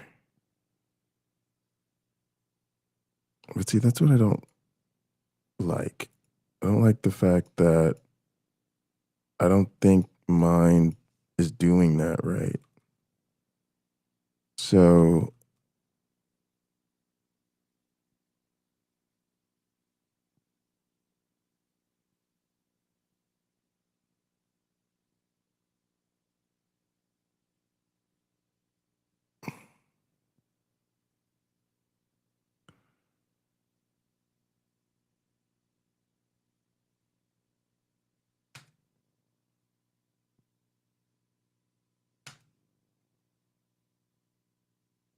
all right, so this is my phone.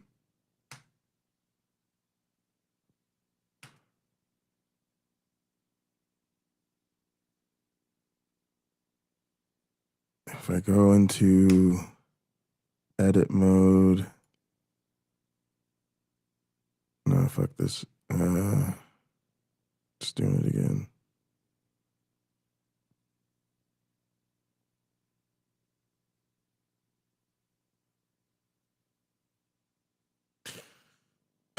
So frustrating. Okay.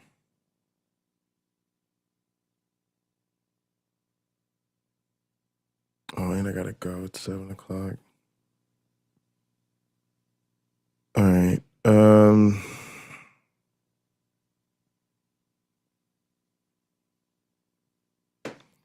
Where's he at? Oh, he's where I want to be. He's 3 hours in. All right, we just got 1 hour left to do. I'm gonna fucking call it here.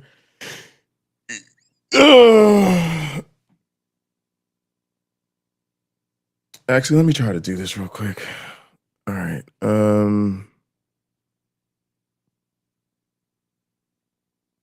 Jesus Christ, I'm getting so fucking tired. Okay. All right. Take that off. Take that off. All right, here we go. In the edit mode, lay down the line. There's the line. I clicked it. Shift D, that brings it up, right? Then we backspace out of it. Then we click. That's important. Then we do P to make that a new object from the selection. That makes it phone. Then we alt that, but we hit F. That makes a face.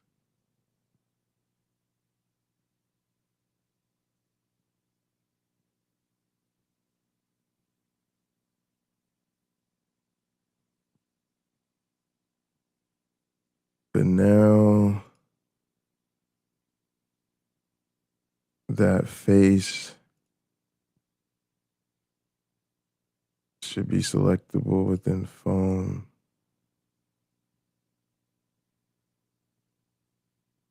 And that's the part I don't know. All right.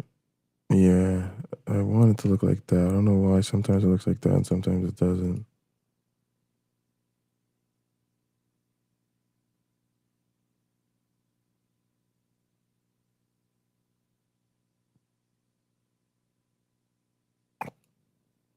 Yeah, see, I'm not sure why sometimes it's orange and other times it's not.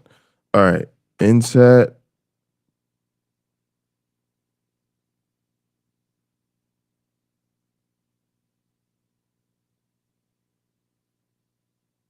All right, then you grab it, then you Z.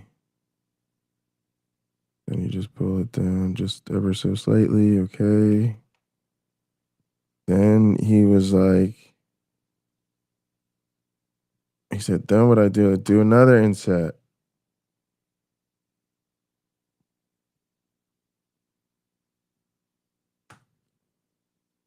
I bring that.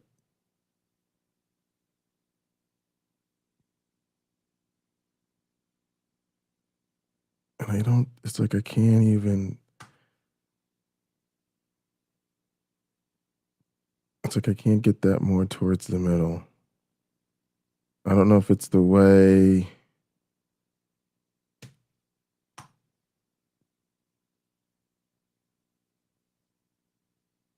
And see, my thing is then you would just scale it.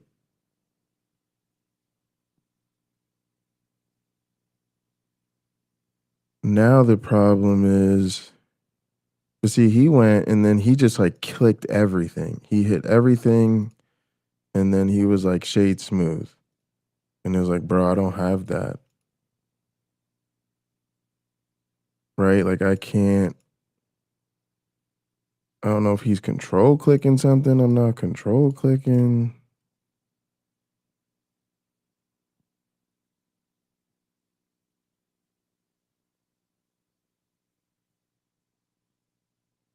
But yeah, that's the problem is like,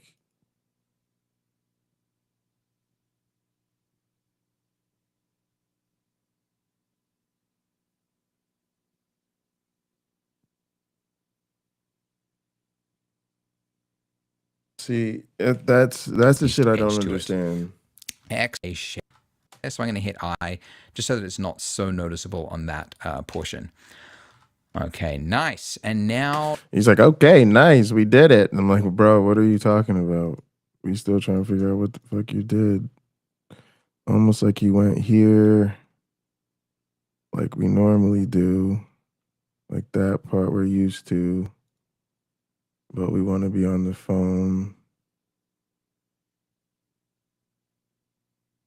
And then it looks like our subsurface thing is back to 0. This thing's always going back to 0. I never understand why.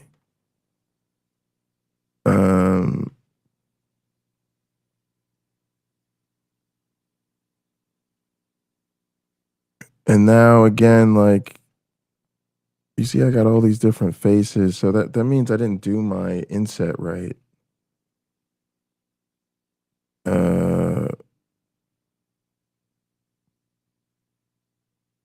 Which means I need to go back into here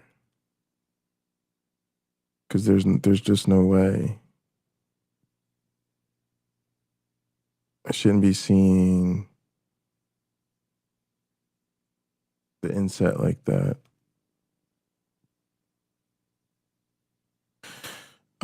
Well, we're gonna have to do it again. I don't want to save the changes. All right, let's just save this.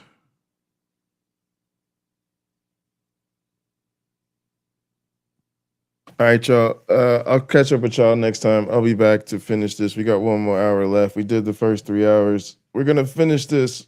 I think maybe next weekend I can just get through the last hour of this and be done with it. Oh, I'll feel so accomplished. But yeah, I'm gonna figure this out because it would be nice to just throw the coffee surface on there. I think that's really the main thing. And I think the issue is at first that I wasn't getting it to be a separate object correctly. And now the thing, because it was actually just being an extension of the mug, not a separate surface. And then once I figured that out, I just got to figure out how he did the inset thing correctly. I think that one piece is worth getting right. And then that'll actually make sure it's a separate surface. Then I just have to put the foam on it. And yeah, we'll be getting towards wrapping this thing up. I can't believe it, man. It's going to be so crazy to actually try to get this done. All right, thanks for tuning in. Thanks for all you guys' support. I really appreciate it. And I'll see you next time.